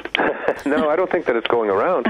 As much as I think that when you set yourself up to do something that you haven't been able to do for a long time, like how long have you been not in the weight level that you would like to be? How long have you been overweight? How many? 10 years. So you got 10 years. You got a whole decade behind you of carrying around excess. How much extra weight? About 160 at this point. 160 extra? Yep. Okay. Basically, you're saying that you're self up with a goal or an ambition of some kind to get yourself back into the kind of shape that you know you belong in, and that is your birthright. And that as soon as you make the commitment to do that, something goes a whack, and off you go. Right. You're listening to someone who has been an addict for a good part of his life, or at least part of addictive behavior. As a kid, it was to Coca-Cola and sugar, and then it was to nicotine, and then it was to alcohol and drugs and things like this. And so I know the game, all right? And when you want to change something like an addictive pattern, and you're talking about an addiction to food here, obviously, because you're saying you're carrying around an extra 160 pounds. That's another person and a half, an extra person that you're carrying around, and you know all of the dangers of doing such a thing to your body. Correct. And you want to make the change. And when I wanted to make the change to stop drinking Coca-Cola, for example, when I wanted to stop with the caffeine, or when I wanted to stop with the nicotine, or stop with the alcohol, and so on, I would find myself that there's a sabotaging system built into addictive behavior. And this sabotaging system is one that really, because I think that things like sugar, which is one of the things you're addicted to, I can feel it, is something that is an entity all unto itself, and it has has almost a design on you, and it begins to speak to you in a certain way, and it begins to say to yourself, you begin to say, well, I'm going to overcome this, this overeating thing, this lack of exercising thing, and the entity, whether it's cocaine or whether it's sugar or caffeine or whether it's alcohol or whatever it might be, almost speaks back to you and says, you think it's going to be that easy? You think I'm going to let go of you quite like that? And that's how it feels. Pardon me? That's how it feels. Yeah, I don't believe that that's how it feels. I believe that's true. Okay, I believe that it does. Like everything in the universe has an energy system.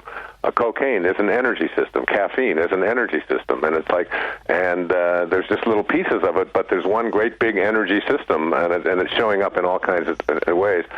So that when you set yourself up to go ahead and do what it is that you really want to do, and you start talking to yourself in the right way and having the right affirmations and doing all the kinds of things that we speak about here on A House Radio, and that I speak about in my book, in many of my books, and in the film, and so on. What happens is that self-sabotaging system begins to kick in, and it begins to say, if you think that's going to be easy, then I'm going to take this away from you. I'm going to make it more difficult for you to. And what you have to do, Judy, more than anything else, is connect to your highest self. And the highest place within you is really God. And so it's like, instead of saying, I've quoted this a few times on the show, my friend Patty Davis, who was President Reagan's daughter, who was, if you know anything about her, was a cocaine addict. Well, Reagan was president and had a terrible relationship with her father and with her mother and so on. And she used to say, I'm going to quit this, but I'm going to stop disappointing myself. I'm so tired of disappointing myself. And every time she would do that, again, something would come in and she would sabotage herself, and she'd go back on another binge, and before you know it, she'd be right back where she started. And then she said she finally came to a place in her heart where she said, I just decided that I no longer wanted to disappoint God. And I think this is something that you might want to think about really hard. You came into this world from a place of well-being, from a place of perfect well-being. You didn't come into this world obese. You didn't come into this world with any inclinations towards obesity or towards carrying around all of this extra weight that you have allowed to pile onto yourself.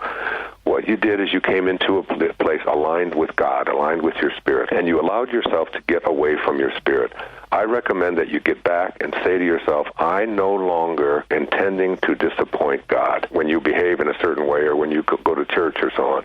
I'm talking about the highest place within yourself, the place that you originated from, your source of being, and that is who you are at the very highest level. You're not here as a human being having a spiritual experience. It's the reverse, Judy. You are a spiritual being having a human experience. And that spiritual part of yourself, you have disappointed it, and you're sad about it. And so every time you go to get yourself back into that aligned place, this energy, whether it's the sugar or whether it's the sitting around or whether it's the sore back or whatever it is, begins to kick in and to try to get you off of that path because you've been so accustomed to being on a non-spiritual path. So what you want to do is when the backache comes and all of that, you say, that's fine, but I'm still not going to overeat today, and I'm still going to walk around the block. Even though I said I wouldn't, I'm going to even do it with a sore back. In other words, I'm going to talk back to these self-sabotaging lifetime thinking habits that I have had. And I'm going to talk back to them in a way that they've never been talked to before. I'm going to remind myself and go through the paradigm. Have you read Excuses Be Gone? Yes, I have it on my desk still. Yeah. Good. I still look at it all the time. Okay, the seven-part paradigm at the end of that book with the first question is, what thoughts do I have? Is it true that it's going to be difficult for me to change? Is it true that it's going to take me a long time? Is it true that I don't have the strength to do this? And you begin to realize that those thoughts simply are not true. You're letting yourself be guided by false statements, false thoughts within yourself. And as you begin to make that shift into the truer statement, which is, I have within me the capacity to be the perfect well-being person that I was intended to be, and you hang on to that affirmation consistently, when the backache comes, you'll just ignore the backache. You know, when you say, I'm too tired, you'll ignore the tiredness. When your schedule changes and it just seems like you were all ready to go do your exercise and it doesn't work, you'll do your exercise before you go to bed. You'll sleep a little bit less, whatever it might be. You'll start to use the discipline that you have, that your spirit is speaking to you of, instead of the part of you, the ego part of you, which is always looking for some reason to stay and do the easiest thing. Does that make sense? It makes a lot of sense. Yeah. Yeah. Thank you very much. You're very welcome, and you can do this. That. You really can do this. Keep in touch with me, okay? I'd like to hear your progress on this, because once you have an affirmation, I'm going to be writing a book called Wishes Fulfilled, and it's really based on the great teachings of Neville Goddard. And Neville speaks about the power of assuming. You know, your imagination is the greatest gift that you've been given.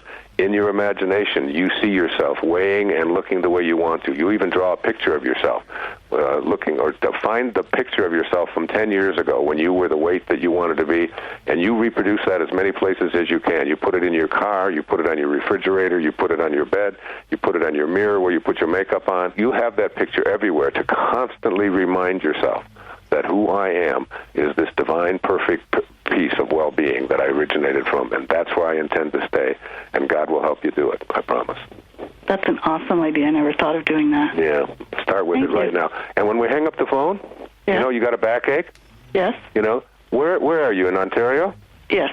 Okay, so put your warmer clothes on, whatever it is, and go, if you'll do this for me, just walk around the block. Okay. I don't need warmer clothes. I have 160 extra pounds. Okay. Can you walk around the block? Just walk around the block once today. Okay. Okay, just go do that. And try to walk briskly, no matter how much your back hurts. Just do that. Okay? And now you've taken your first step. But before you do that, we're going to give you an address, and we're going to send you a copy of the shift. Okay, thank you so much. Thanks, Judy. God bless you, my friend. You too. Namaste. And let's go to Mandy next. She's calling from Orange, California, on line 4. And thanks for joining us, Mandy. You're on with Dr. Wayne Dyer. Hi, thank you so much for taking my call. Mandy, there's a minister handy, and it sure would be dandy if we let him make a peace. Do you remember that? No, I don't. So don't you linger, here's a ring for your finger, for Mandy and me. Okay, that's a song to look up. How are you, dear? I'm doing okay. Good. I'm calling because my husband has decided that he no longer wants to be married. Mm-hmm. We have 2 small children, and it's sort of come out of nowhere. And I need to know how I can handle this gracefully and not react with anger, because we have children and we need to be friends. And I don't know if I can do that or... Yes, you can do that, dear. Yes, you can do that. Has this been something that's been coming on, or is it a big surprise to you?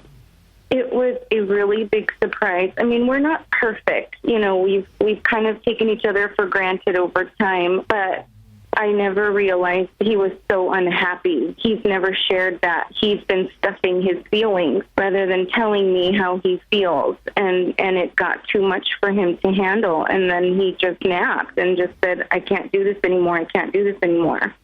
Is he seeing someone else? I've asked him, and I don't believe that's the case. He says no, he's not where he thought he would be. He doesn't feel like the man he should be. He doesn't feel like he's providing for us financially the way he should be by this point in his life. And he's just, I feel like he has a lot of self-esteem issues that he's reacting like he's running. I'm not sure. I don't understand it. How old is he?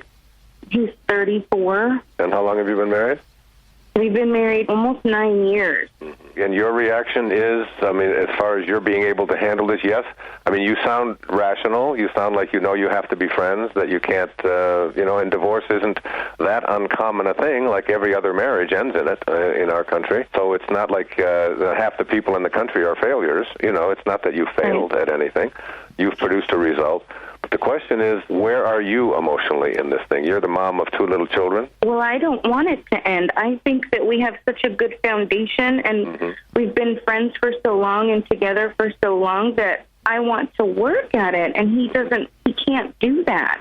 And so I feel like if we end this without trying to get counseling, that it's throwing it away. Yeah, I understand. Like, I'm asking him, 6 months. Let's try it for 6 months. And if you can't change, I'll let you go. I'll let you go do what you need to do. But to just up and walk out on it, I don't understand that. It doesn't sound right to me, Mandy. It really doesn't. He's not leaving the home. He wants to I can't afford our home by myself, but he wants to make sure that financially I'm still able to stay in our house for the girls, even if that means he has to live with his parents. And so I don't really understand what he's doing. It feels like he has guilt and self-esteem issues, and I don't know when do I let him go. It feels, and I'm just talking instinctively here, but it feels to me like he's been seeing somebody else, and that's a hard thing for him to be able to admit to and doesn't want to. I'm just telling you that off the top of my head, that's what registers. Yeah. I don't know that it's true or not, and I have no right to say it other than it's just what I feel, and that's how I run this radio show.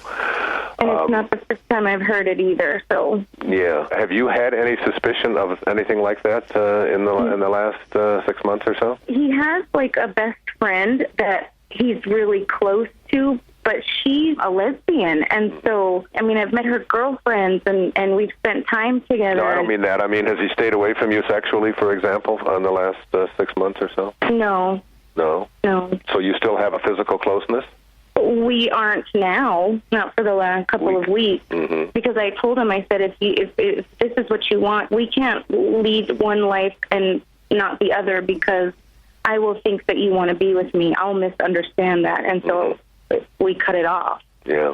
He's staying in the home. He's sleeping on the sofa. We haven't told our children yet. We haven't told our family. He doesn't have a plan for what he wants to do, and that makes me confused, too. Why wouldn't he have a plan? If this is what I want you to do, Maddie, what I want you to do, because we only have a few minutes here, what I want you to do is to go within, and I want you to meditate and get quiet, and I want you to find the strength that has allowed you to give birth to those two girls of yours, and that has allowed you to hold this family together, and has allowed you to, be the woman, the strong woman that you are, and stay in that strength, and begin to realize and recognize that, whether or not you're with your husband or not with your husband, that your sense of your strength and your peace and your confidence in yourself is not going to be determined on the basis of anything that he does. Okay, he doesn't get control of that. He doesn't get to decide whether or not you're going to be this strong, a powerful woman. Now, my personal recommendation, I'm doing this on just a few minutes of talking to you, would be to tell him, if you really don't want to be married to me, then you should be leaving right now. And you should be making arrangements to take care of your family and to financially make sure that we're all in good shape. Are you working? Yes. You are. So if that's really where you want to be, and let him experience what this feels like, because it's one thing that he may be going through some kind of a midlife crisis, or he might be going through some kind of a difficulty. I suspect of something else. But regardless of what my suspicions are, let him experience what it feels like. I just don't think living in limbo is going to be a healthy thing for you or for the children. I'm sorry, that's what I was thinking, too. He wants to wait until after the holidays so that we don't disrupt the children, and the timing is so bad that... I think what I would offer to your husband is, I want to save this marriage, and it's very important to me. But if you don't feel the same way, then obviously, it can't be done just by one person. If we need to seek out counseling or marriage therapy of some kind, I'd be happy to participate. If you're not willing to do that, and you made up your mind that you want to end this marriage, then I'm inviting you to leave today, and we'll set up a legal arrangement so that you take care of your financial responsibilities, and we'll move on with our lives. And let him see what the consequences of that are, because if it's not this holiday season, it's going to be another holiday season. And I think putting those things on hold, I think letting him know the consequences of his behavior and what he is asking, the consequences of that, especially with two small children, are very, very serious. And he needs to know it, and that he doesn't have someone who's sitting at home waiting for him to make up his mind whether he wants to work on this or not. Okay. Does that make sense to you? Complete. Yeah, and you sound like a strong man. I wouldn't be afraid of this at all.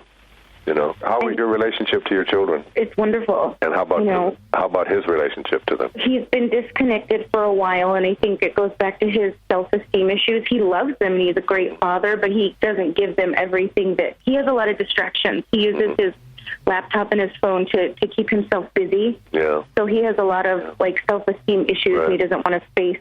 But you don't need to be buried in his self-esteem issues, okay? Yeah. That's, if he's got that to work on and you're willing to work on it with him, that's one thing. But for you to sit around and be sad inside and worry, it's not going to do any good for you or anyone else.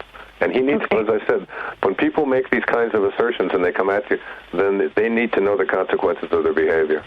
And and these are the consequences. You know, you're giving up your children. You're giving up your role as father. You're giving up your role as a husband. If you want to work on it, I'm here for you. If you don't, then you need to get out there and work on it yourself, and I'll be fine. Okay. Okay, sweetheart? Thank you so much. Stand by. Have you seen The Shift? I haven't. We're going to send you a copy, okay? I'm guessing it's going to be very helpful. I think it will be. I'm sure it will be. Thanks. God bless you, man. Thank you. Namaste. And we have time for one more, the bonus call that we never think we have time for. Right. And let's go to Deborah, line 3, calling from New York. Hi, Deborah. You still there? Thanks for holding. Yes.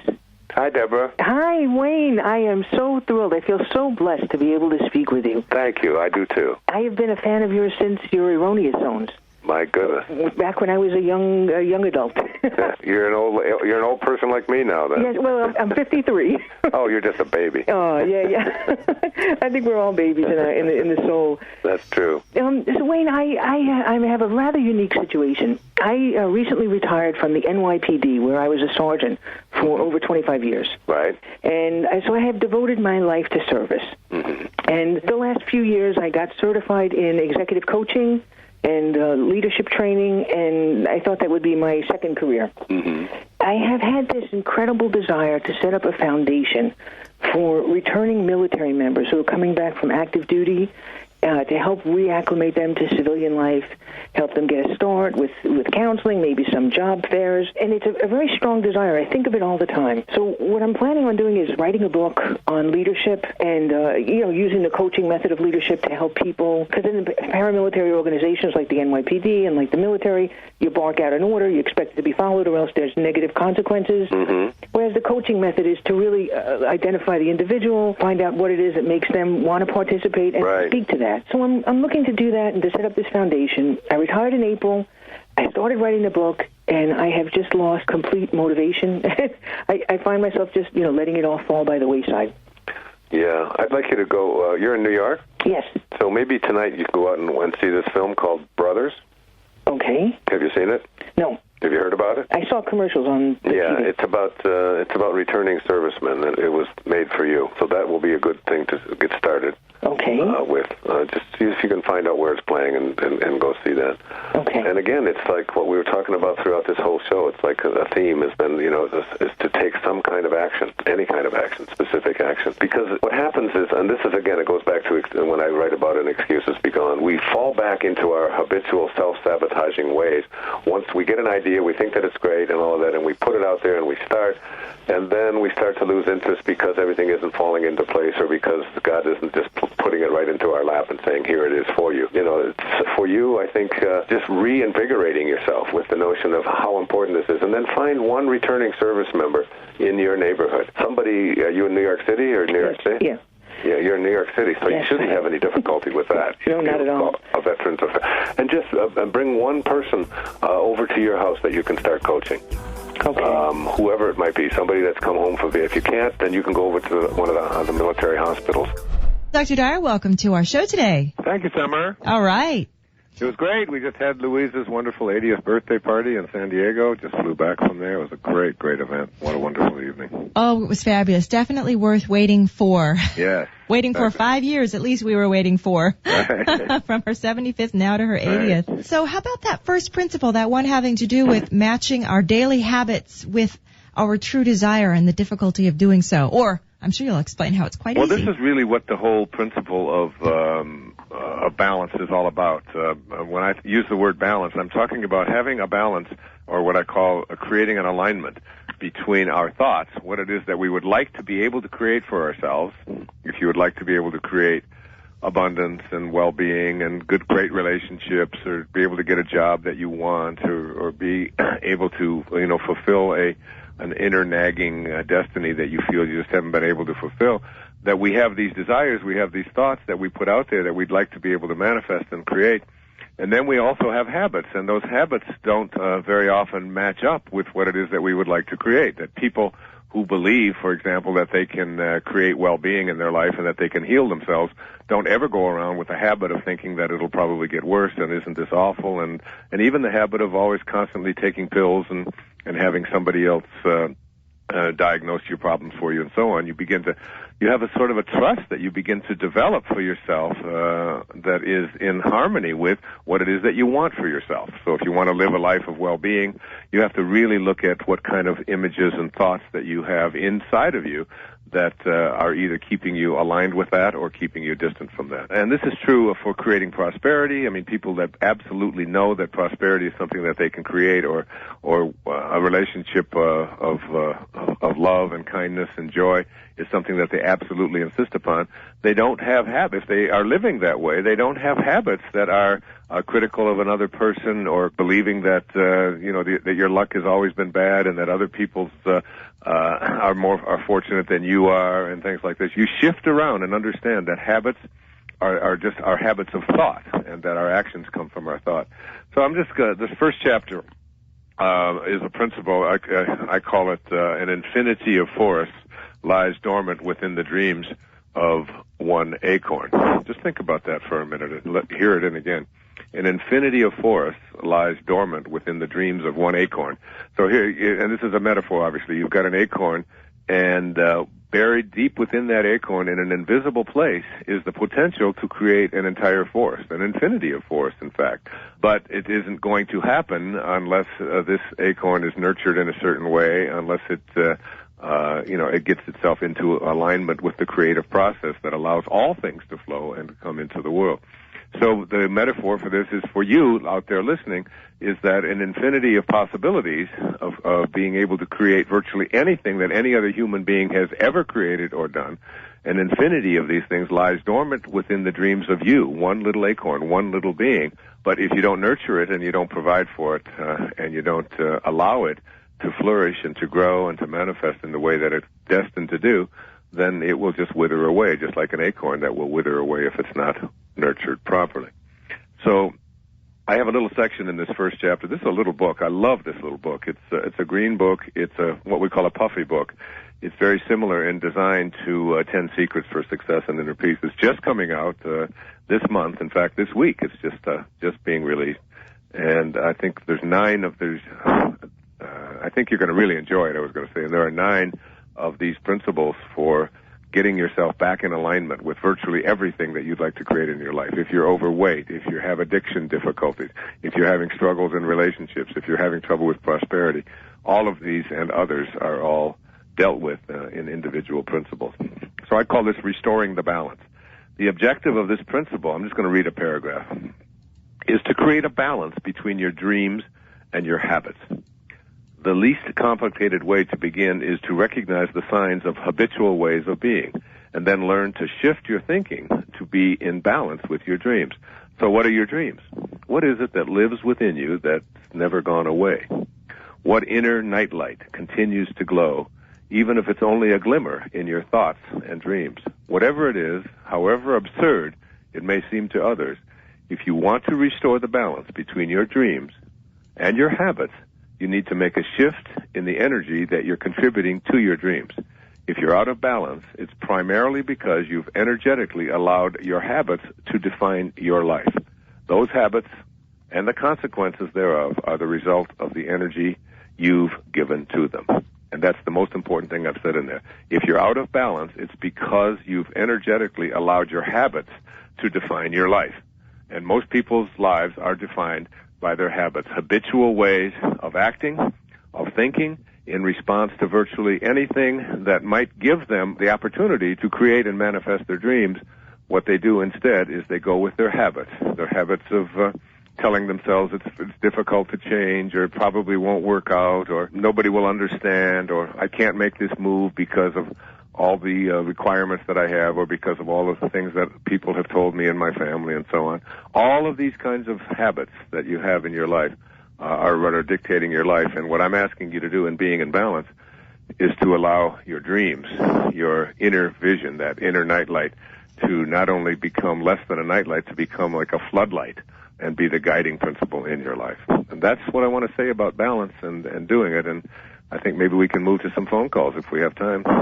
Yes, if you are ready, we definitely have callers on the line for you. Let's go on to Cheryl. She is in Largo, Florida. I believe, Cheryl, we can do this quickly. Hello. Hi, Cheryl. Hi, Dr. Dyer. I'm so glad to get through. I'm glad you got through. That's why I shortened it up. I said, Cheryl's waiting in Largo. Let's hear what she has to say. Excellent. I called a few months ago. I think it was in July. I'm a former drug addict, and I was going through some rough times, and I was very depressed. I've been studying your teachings for a couple of years now, and I took a giant leap of faith and quit my miserable job. And now, all of a sudden, it's like a million opportunities are just falling into my lap. And I just want to thank you so much from the bottom of my heart, because it really is amazing. It truly is miracle after miracle is happening. Oh, I love calls like this. Let me ask you, first of all, you said you're a former drug addict. How long has it been since you were behaving in those ways? Altogether, it's probably been a couple of years. Yeah, it has been a couple of years. And what was the thing that pushed you over the edge to decide that wasn't going to be your way of life any longer? Well, I was miserable living that pattern, and I had listened to Power of Intention, and that gave me hope and possibilities. And then, like what you're talking about with being in balance and changing your habits, I started changing, like instead of always thinking in the negative, I was thinking in the positive. Do you remember a moment and when you said, okay, drugs are things that I no longer am going to do? Because there had to be a time when you did them and then you stopped doing them. There's like I call these quantum moments. Do you remember what that was? Well, what happened to me is that I had a relapse. And the relapse was a result of having 2 surgeries in a row. So immediately I knew I didn't want to be in that pattern. Right. So I went and got help immediately. So the relapse was actually something that was a shifting moment in your life. Yeah, it made me realize that I have to be more careful. And if I do ever have another surgery in the future, I have to let the doctors know that I have an existing problem. With pain, was it pain medication and so on? Yes. Yeah.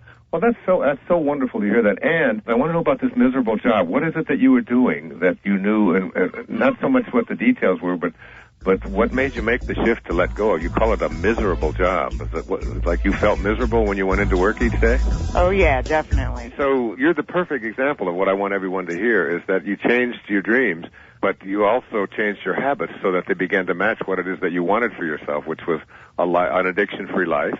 Right. And also a life of being able to have things, show up in your life that weren't able to show up before because you're so blocked by all of the negativities. I mean, doing drugs is a negativity that keeps well-being from showing up. Being in a miserable job is a negativity that keeps prosperity from showing up. What was the job, and how did you quit before we leave you? The job was, I was a medical billing specialist, and I worked at a computer all day, and I didn't feel like I was helping anybody with my job. And when I started practicing your ideas of universal love and generosity and positive thinking, I realized that I had to find a way to help other people.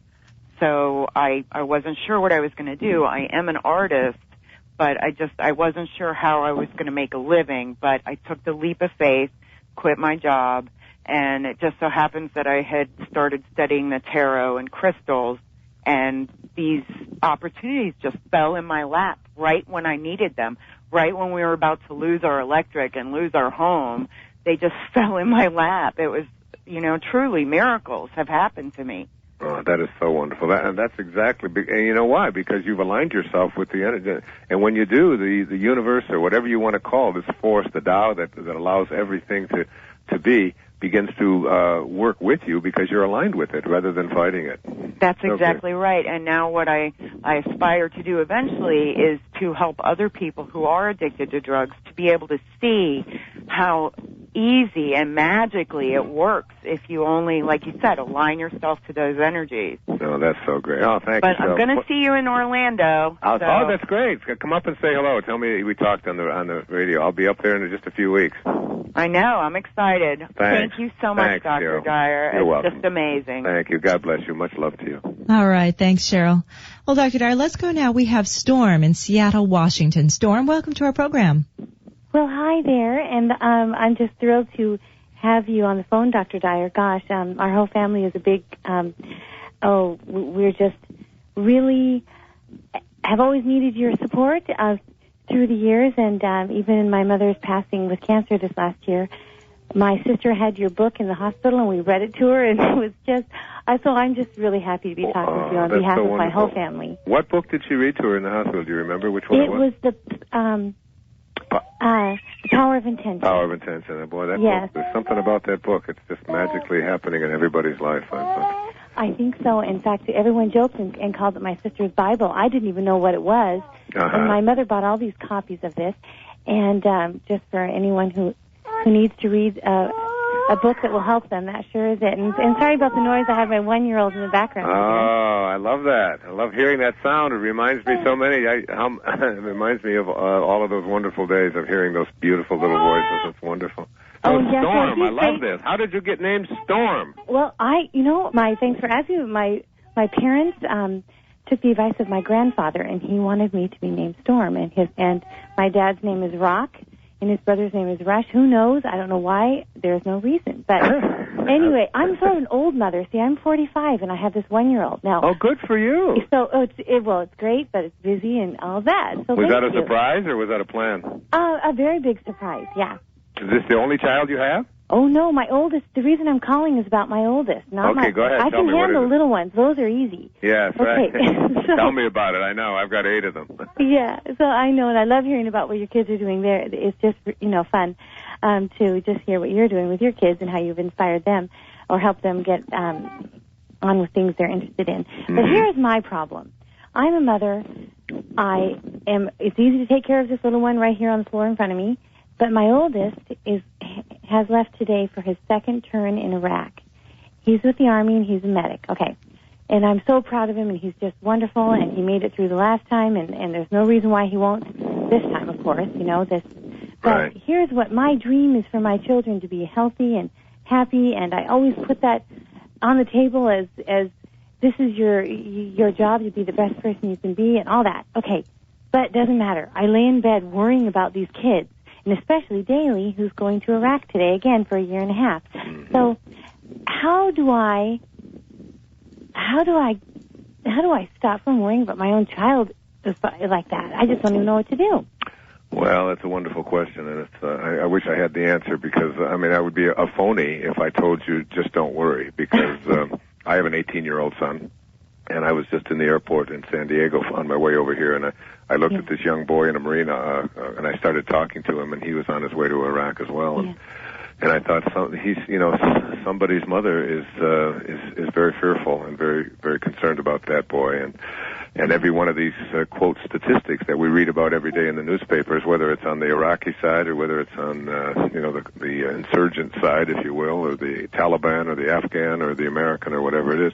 There's always a mother back there and a family that is grieving over our inability to resolve our disputes with anything other than violence. All I can say to you, my dear, is to hold him in the highest place within your consciousness, to send him as much love as you possibly can, and to understand that the moment that your son was conceived, his birth was in there. It had nothing to do with him, and it really had nothing to do with you, because all of life is created by the source, by God. And in the moment of his birth, his death was also in there as well, as was yours, as is that little baby in front of you, and as is all of ours. And there's no justice, and there's no fairness, there's none of that out there, that some people are going to live for 1.5 years, some are going to live 25 years, some are going to live 90 years. And, buried within that, that little tiny drop of human protoplasm that brought him into the world was the time that he is going to be leaving. So you're worrying about it. My teacher in India once said these words to me. He said, it makes no sense to worry about the things you have no control over, because if you have no control over them, it makes no sense to worry about them. And then he said, it makes no sense to worry about the things that you do have control over. Because if you have control over it, it makes no sense to worry about it. Just take control. So there goes everything that is possible for you to worry about. And if you can just sit back and just know that it's all perfect, it's there's a perfection that is behind our inability to resolve these disputes in loving ways. There's a perfection behind even these kinds of wars. There's a perfection even behind AIDS and behind every accident that none of us can grasp with our egos or with our minds, but in an infinite sense, And if you can go to that infinite place and just, put love out there for your son, and know that if anything were to have, if he were to be put into harm's way in any way, that he would still be completely and totally safe in the arms of God. If you know that, if you just truly have a knowing about it, the worry about it will just dissolve and disappear. And ultimately, perhaps we can figure out a way where mothers don't have to grieve the way they do. Does that make any sense? Well, Does that help? I will, and I will replay your answer. We listen to the replay frequently in our home. Dr. Dyer, thank you so much. Yeah, and I think being really in balance, you might want to send, when he goes, maybe have him send a copy of that, with him to carry with him in his life vest. It might be very, very much helpful to him as well, because it's really about, there's a chapter in there, I think it's the 9th chapter, about creating a world of peace so that we don't have to have these kinds of questions. Yes, well, that's so true. And being a medic, he always tells his little brother that he doesn't go there to kill people. He's there to help people. Absolutely. I had a brother who was a medic in Vietnam on 2 tours of duty as well, and he survived it, and he came out of it, and he's helping the world to be a better place today. So. Well, that's what we're hoping will be the case for our son. Well, thank you so much, and Thank you, Storm. I appreciate all your hard work out there. Thank you. God bless you. What a beautiful call. Much love to you. Thanks a lot, Storm. Well, Dr. Dyer, a lot of people call us, I find, wanting to know, how can I help my loved one? How can I pray for them? Or what can I do to support someone in another situation? And that was a perfect answer, I think, applied to more than just Storm, to others as well. Well, Dr. Dyer, we have Terry waiting on the line from Portage, Michigan. Terry, welcome to our program. Hello? Terry, Hello, are you with us? Dyer? Hi, yes, Terry. I'm here. Hey. How are you? I'm good. How are you? Wonderful. From Michigan. Yes. That's my home state. Is it really? Yes. I am thrilled to be able to talk to you, and just thank you and all of you at Hay House for where I've come since I tune in every day. Oh, do you? Great. It's just been a change of life for me. I just have a few questions, especially regarding your theme today, and I had the privilege of being with Abraham Hicks last week. And oh, did you? Whereabouts? In Detroit? In Detroit, yeah. Oh, my goodness. Esther and Jerry are two of the best people in the world. It was off. I was 3 feet off the ground the entire day. Yeah, they're amazing. But I actually had the opportunity. I saw my first 2 auras, and wow. I just feel like this sharpening your vision. Sharpening the book up there that I just think is phenomenal. It's called Asking It Is Given. You can get it through Hay House, by the way. I wrote the foreword to it. Yes. Yeah. Abraham asked me to write the foreword. The actual, the entities. So when you're 66 years old and dead people ask you to write the foreword, you don't say no. Right. I said if dead people are talking to me, I'm going to. I did get the book. Definitely, I did get the book. Good. And I'm looking forward to your new book, the Puppy book. Oh, yeah, I loved it. Restoring the balance. Being in balance, yeah. Very excited about that. Thank you. So what is your question? My question is, there's I've been getting into I've been doing the meditation back into it. I actually used to do it every day for an hour when I was younger days. But, and I've been doing it, say, about a half hour a day. And I'm just trying to help everything that, just where I'm going, get there is, I don't want to, how do I put this? I want to reach my potential in a pretty basic way. But there's an aura, have you heard of aura balancing and polarity balancing and interphasing? There's some of that going on this weekend through, I believe it's the Course in Miracles folks. And I was wondering if you would recommend one of those, or... You know what I would recommend to you? What is your first name? Terry. Terry? Terri, yes. I would recommend that if it resonates with you, if your heart tells you that it's something that you'd like to inquire about. See, I follow a great teaching by a man named Talopa who lived in the 10th century. He said, have a mind that's open to everything and attached to nothing. Right. So if you have a mind that's open to it, and if you think that an aura, first of all, you've just experienced something that you've never experienced before in your life. Okay, and how old are you? I'm 48. Yeah, so you're 40, in almost a half a century, you've probably even poo-pooed the idea that there is such a thing as an aura, and that if there was such a thing, certainly you're not somebody who's going to be able to see it. You know, this energy field that is around all of us, and all of a sudden you go to an experience, you have it, and you know deep within your heart and deep within your soul that it's real, that you saw it, that you felt it. Now, you try to explain that to your mother, and you try to tell that to your neighbors, and they all just think that you're ready for the loony bin, don't they? But, I know. I thought she had the most beautiful, the purplest hair I've ever seen. Yeah. So I've been there. I realized it went out from her head. So I've been there. I've seen that. I know that experience. I've seen that Carillion photography where they can actually take photos of auras. That I know that there's much more to this world than just the physical world that we're in. We know that there's an invisible intelligence that is in back of everything that Lao Tzu called the Tao, that I'm writing a book about right now. That all of that is there. We know it, and then when we have any evidence of it, or when it begins to crop up into our life, immediately we go back to what I call the morning of our life, which is the time when we have doubts. And those doubts become as Shakespeare said, they become our traitors, you know. And all I'm saying to you right now is let go of those doubts. Go to the knowing that's within you. Check it out for yourself. If I used to tell people that they used to tell me that if you have crystals and you put them on your rear end, they'll help you heal your hemorrhoids. I said, look, if I believe that crystals are going to heal my hemorrhoids, I'm going to get a crystal chair and sit my ass in it all day long. And if I believe it, if it's good enough for me, and I have a knowing about it, and then I don't have hemorrhoids anymore, I don't care what the physicians say or what the medical community says or what my mother says or anybody else. You are so right. I got it. I got it. That's why I wanted to take this call. That's why I want to talk to you about it. Trust, go within. If you have a knowing about it, and the best thing to do about it, Terry, don't tell anybody else about it. Because the minute that you start sharing this growing that's happening for you and this stuff that's taking place in you, you start introducing the ego.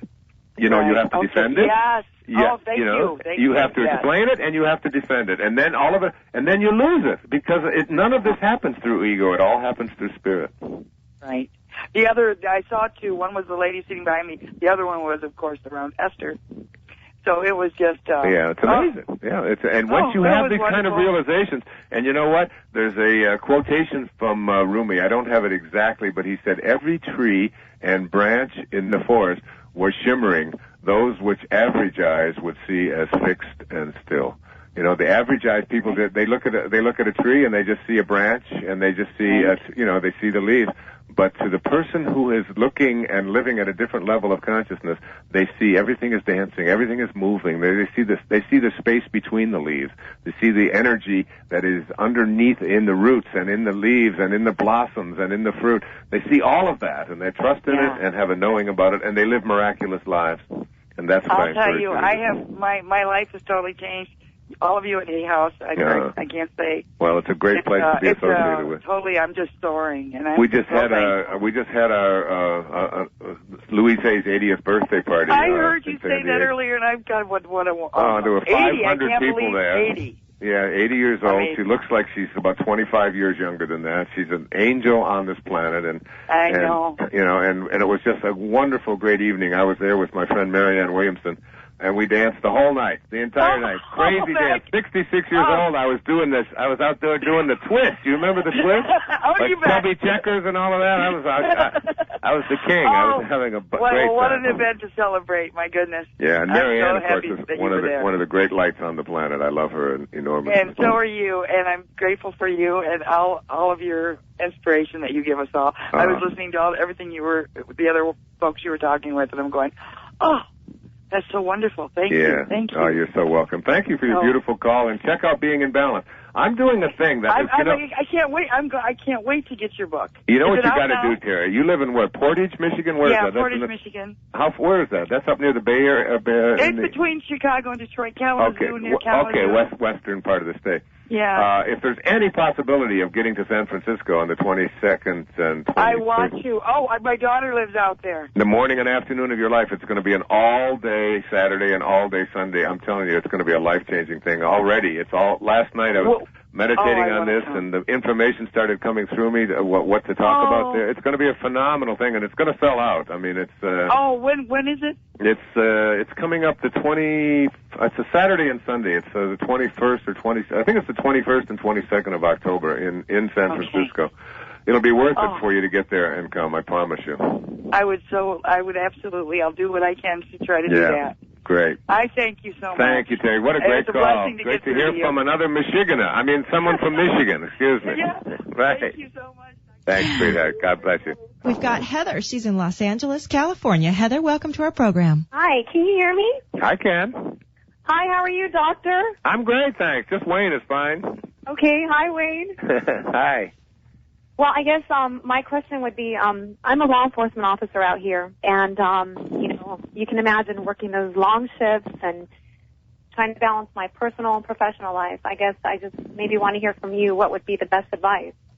When you say balance it, you mean because of the long hours or because of the kinds of things that you're constantly having to deal with? Because police officers deal with a lot of people who are at real low levels of energy and are, oftentimes the people committing a lot of crimes and things like that. And you sometimes get a sour look on humanity when you deal with that on a regular basis. Definitely. Well, I want to begin by saying I've been very blessed with having a wonderful family that helps me, I think, somewhat keep in balance and have a very positive attitude. But again, like you said, we still have to deal with the negativity of society and just the workplace in general, even police officers themselves, So I guess, that would lead to many more questions, like one, how can you, I guess, just maybe not carry so much of their weight, and learn to balance yourself. And exactly. And you can get way out of balance with that by having a desire to live in a real peaceful, loving, beautiful world, and then have the habit of constantly running up against forces that believe in quite the opposite and behave in quite the opposite ways. The best thing that I can advise to you doing the kind of work that you're doing is one of two things. One, if you've decided that this is what you want to do and you believe that it's important work, and certainly we need lots and lots of good, well-trained, highly competent, skilled, loving, good people in the world of law enforcement. If you've decided that that's what you want to do, then bring as much kindness as you possibly can to it, particularly to the people who are operating at these much lower levels. So, I can tell you from my own family, I have 8 children. And I have one of my children who has merged themselves into that world of drugs, that world of, forging things, that world of writing bad checks and so on. And it's like this is a person who this is my child. This is someone that I love with all my heart. And yet she finds herself in and out of difficulties all of the time. And what she needs more than anything in this world is people who believe in her and who care about her and are willing to forgive her and are willing to send love to her when she finds herself slipping. And as I find myself loving her through this, and she will occasionally, and she just did that not too long ago, ran into somebody in the law enforcement community who took an interest in her, who cared about her, who loved her, who showed her kindness, and that experience made her make a decision that she was going to really go to work on her addictions to these painkillers and things like that have been her concern. It was just one person who, in a uniform, working in a courthouse, who just took it upon themselves to extend that love and were able to turn that person around. This is needed in all facets of our criminal justice system, all of it. I agree. From the very worst offenders to just people who are speeding to people who are jaywalking to people who are assaulting others. Everything out there, it's a cry for love. It's a cry to be back closer to God. And if you can do that and remind yourself of that and just extend a little kindness where brutality or anger or hatred or just being fed up just seems to take over. If you can do that, you're doing God's work. If you can't, if you really and truly can't, then you should do something else. You really should do something else. Well, no, I know that I'm doing what I do, for that, just that reason.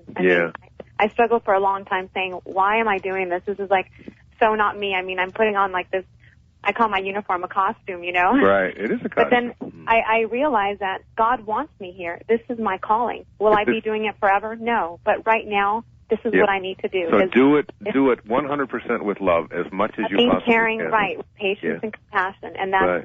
That's and you know what? Because people have a fear of police officers in this country. I mean, there's a lot of them that have learned because they wear this costume and because they wear weapons and because that they're sort of frightening kinds of figures. Because we think of Gestapo. We think, with these kinds of, uniforms and marching and shine boots and all of that kind of thing. Enforcers.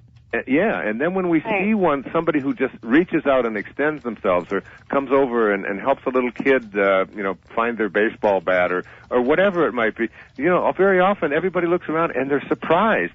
And I think these ought to be the people who are extending the greatest amount of kindness and helping our society to be a better society, rather than just people who are looking for lawbreakers and and turning them in and filling out reports. Right. That's what I would say to you, my dear. Well, I love your advice. Thank you. Yeah, so I just want to say thank you and God bless you. Thank you, sweetheart. God bless you, too. I look forward to meeting you in person.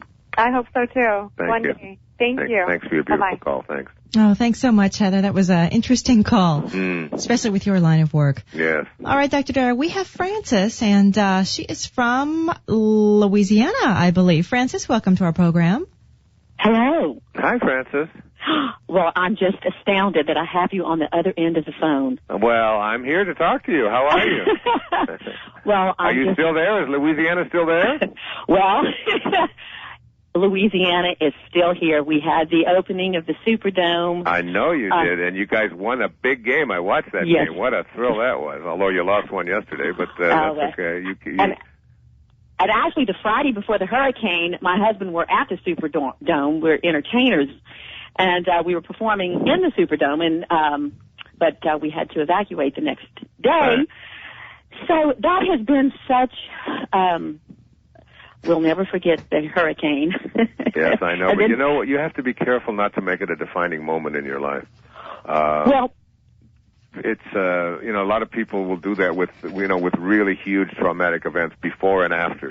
They do it with divorces and things like that. I mean, you know what, that hurricane, I remind, because I have a home in Florida, so there were 4 hurricanes that crisscrossed our state that same year, and knocked out all of the trees and knocked out this, and fences were blown apart, and and I've seen those things, been in the midst of them, and they certainly are terrifying, but they bring out so much goodness in humanity. I mean, so many people, and all of our focus, it seems to me, on the whole Katrina story particularly, has been on what was wrong and what the government didn't do right, and blaming the president and blaming this and that. And, I mean, we forget that this storm was like 160 miles an hour, and it was like it cut across 1,000-mile swath. It's like, I mean, how does anybody know what to do when something as huge and horrific and out of control as that, slams into our homes and into our shores and our schools and our hospitals and our superdomes and so on? None of us are prepared for that kind of thing. And, I think our humanity. Did you see acts of humanity and acts of goodness? So much. So much.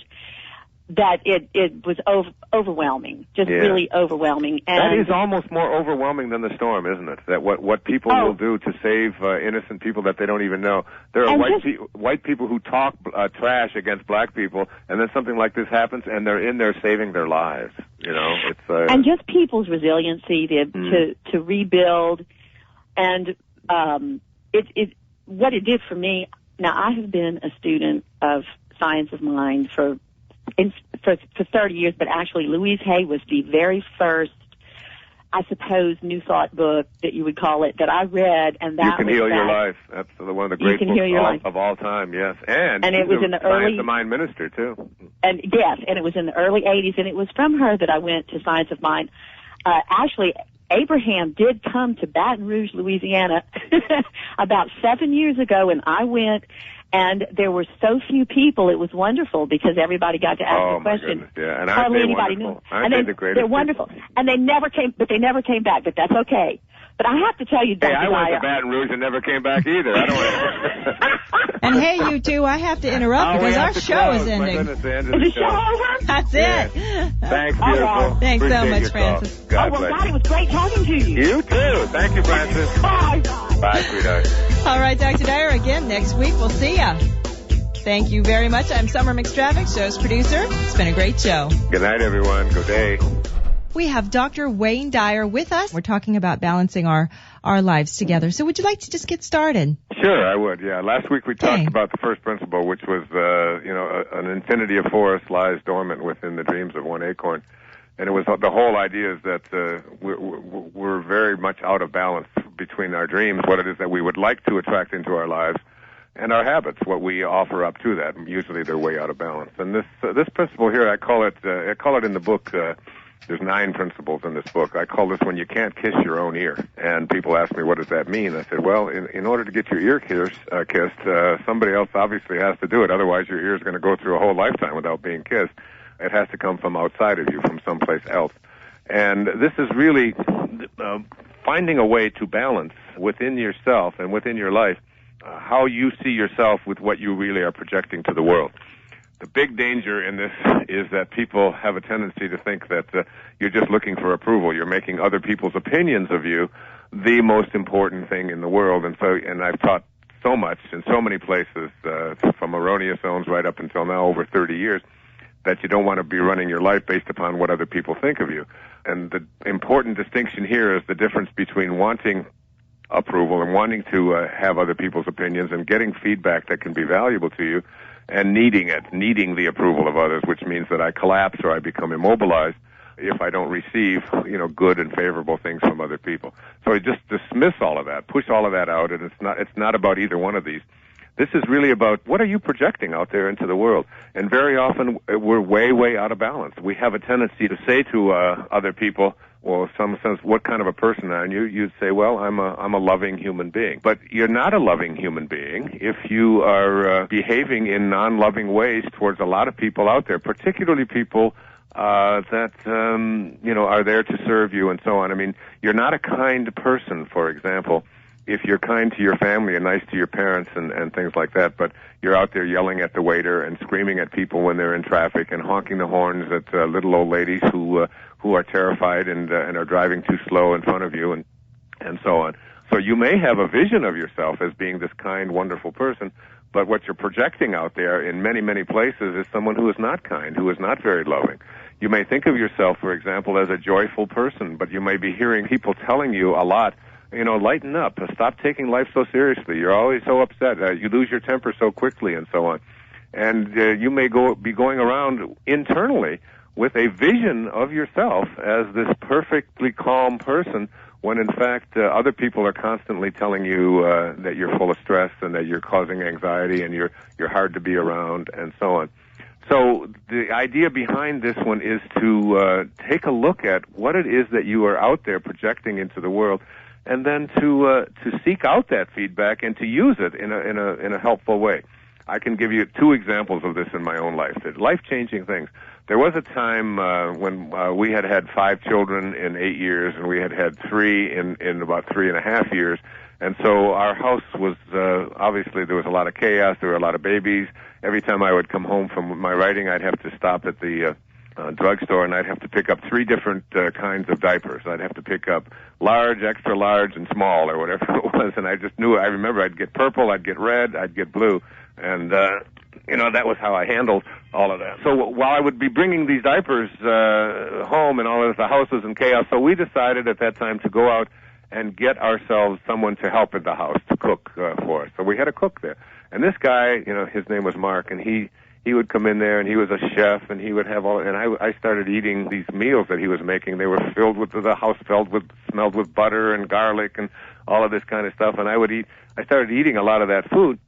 And one day, after about a month of doing this, every day coming home and having this wonderful treat of having somebody cook for me, he looked at me and he said, you're getting a little fat there, don't you think? And no one had ever said that to me before. And I had actually in the process put on 10 or 15 pounds over a period of a month just from eating these kinds of food and not exercising as much as I should or so on. And I remember his feedback coming to me, and I thought to myself, now who does this guy think he is? He works for me, and he's no right to tell me that. And I remember the next day I decided to really start watching what I eat. I started eating less of it. I started being more conscious about it and so on. And it was like it was the last time that anyone has ever said that to me, because it was a turning point in my life. It was another person's opinion being willing to say something to me. That was one. The other was when I was teaching at the university in Detroit, at Wayne State University, right after I got my doctorate. It was 1971. I was 31 years old. I had my very first class. And one of the things that everybody in the class had to do was make a presentation to the class in these various groups. And this group got up there and they started doing this presentation, and I noticed that there were a lot of snickers going on around in the room and so on.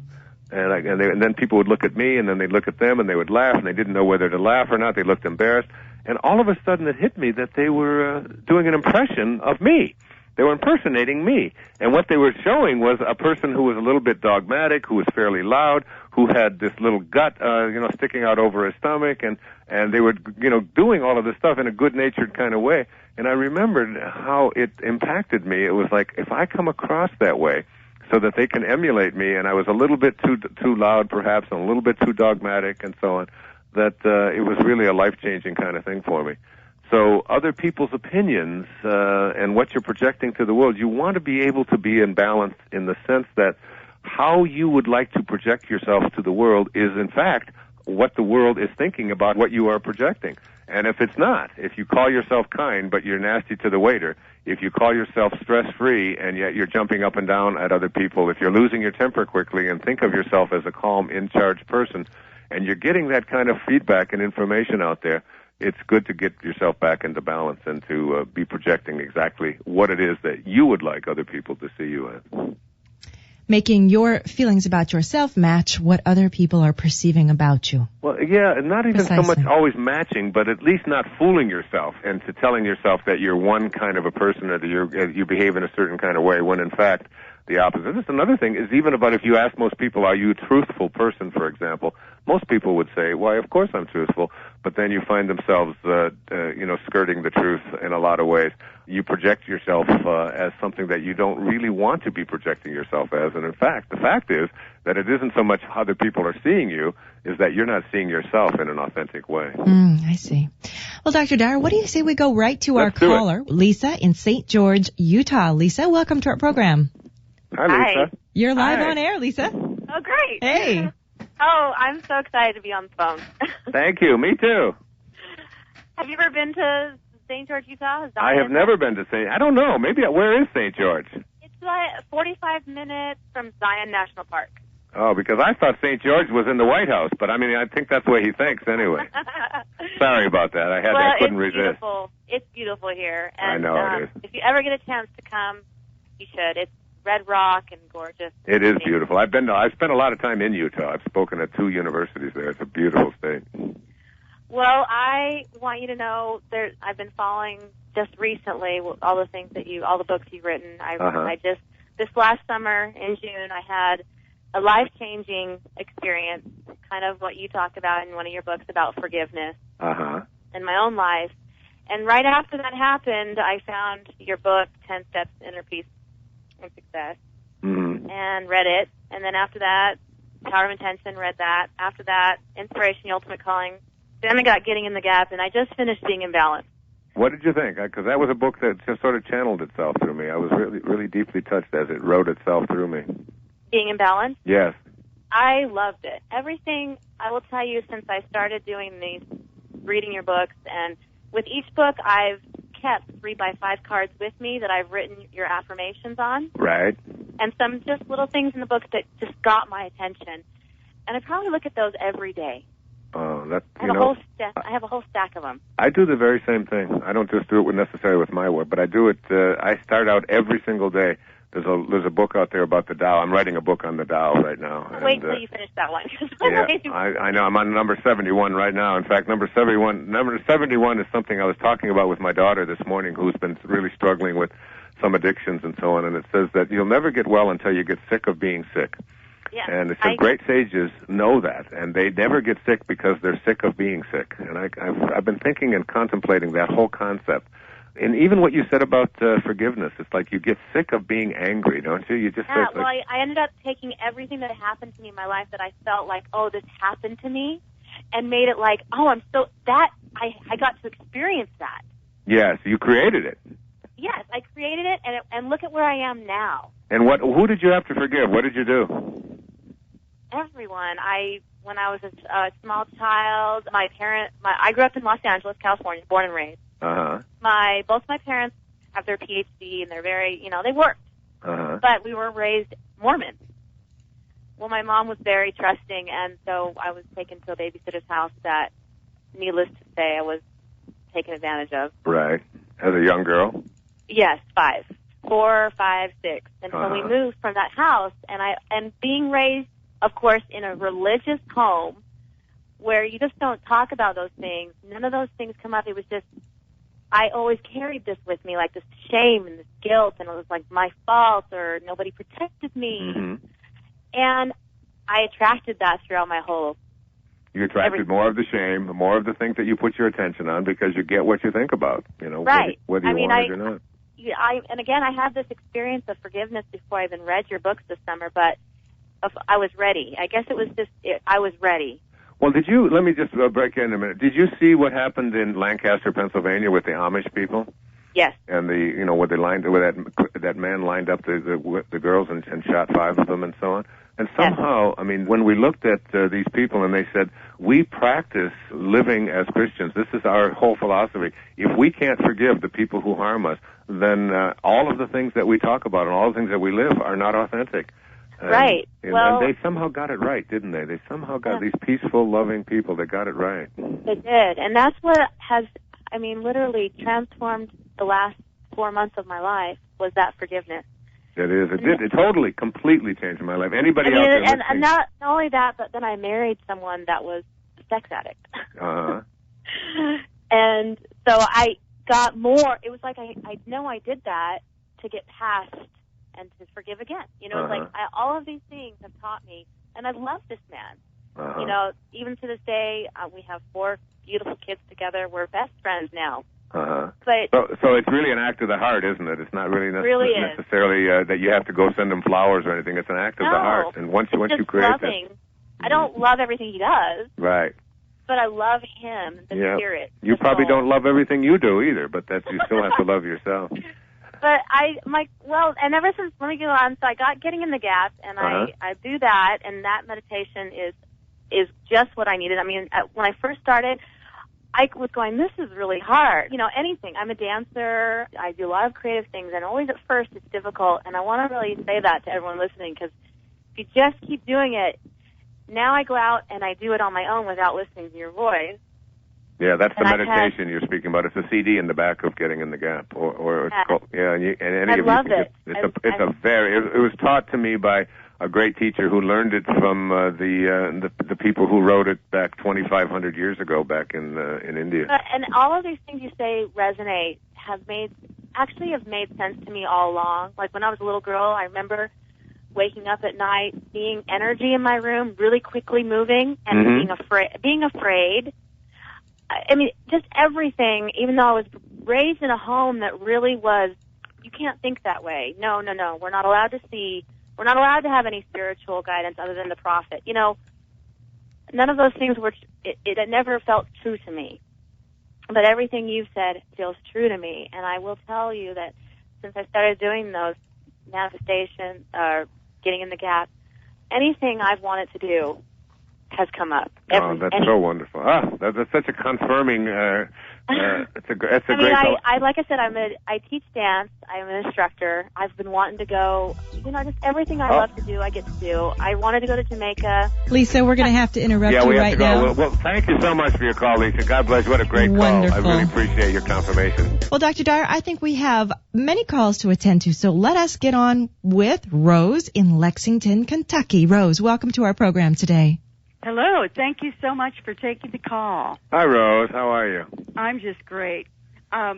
Your discussion just a few minutes ago just made me call because I'm an instructor. I teach horseback riding lessons, and I had an insight where I was taking a new adult around to view the lessons to decide whether or not he wanted to come and ride with us. Right. And at the end of the lesson, I went ahead and it was introducing them to the different students, and he expressed his concern about whether or not he wanted sufficient feedback to improve his skills, etc.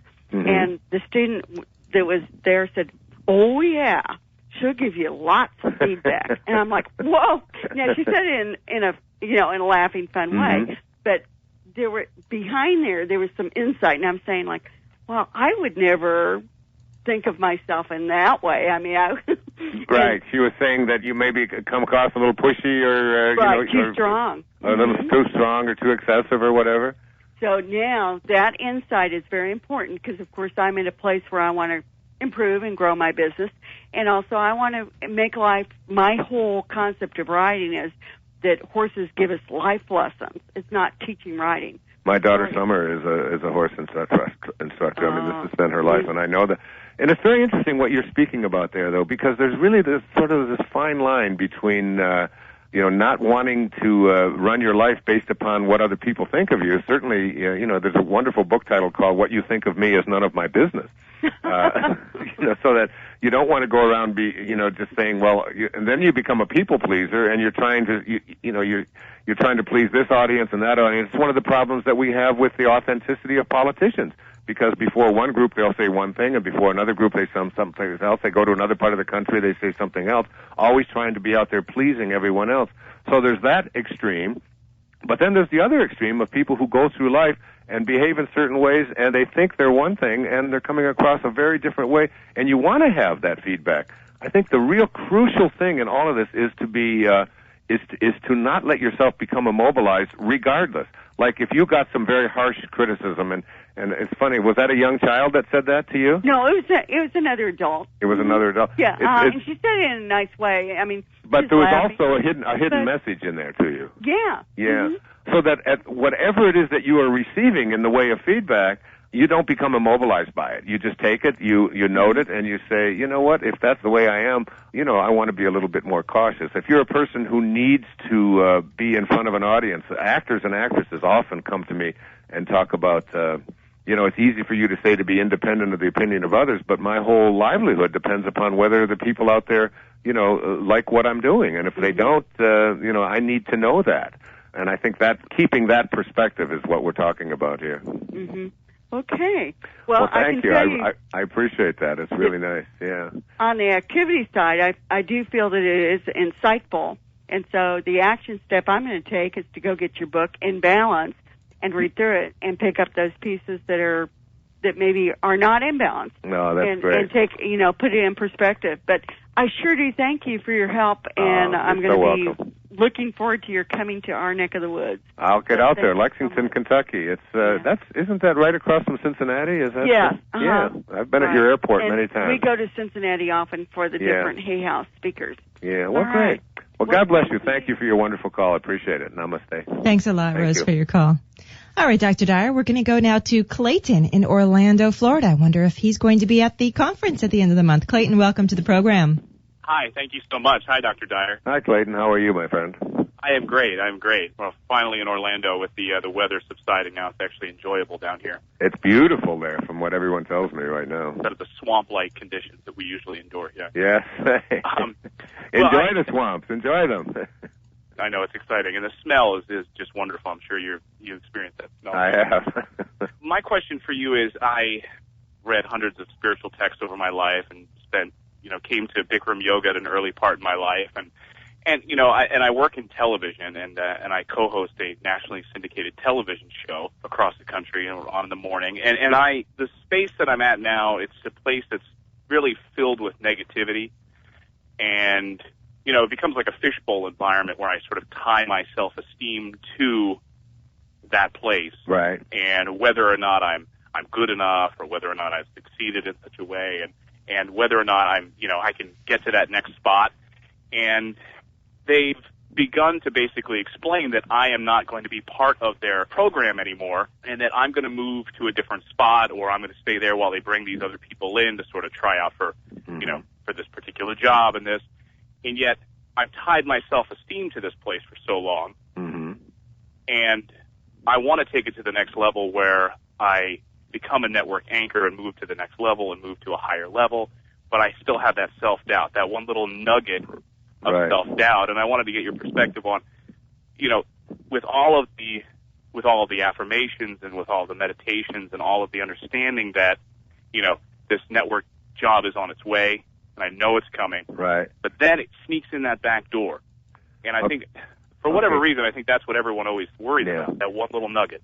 Well, the network job and how it plays out and whether it shows up there or in Lexington, Kentucky, where the lady just talked to you, or whatever it might be, is outside of your control.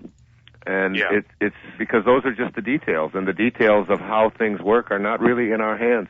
First of all, I would suggest that you be in a total, complete state of gratitude for all of this kind of stuff, this feedback that's coming at you, that you may or may not be included, which is bringing all of this doubt to the surface, so that you can deal with this stuff and then just put it to bed completely.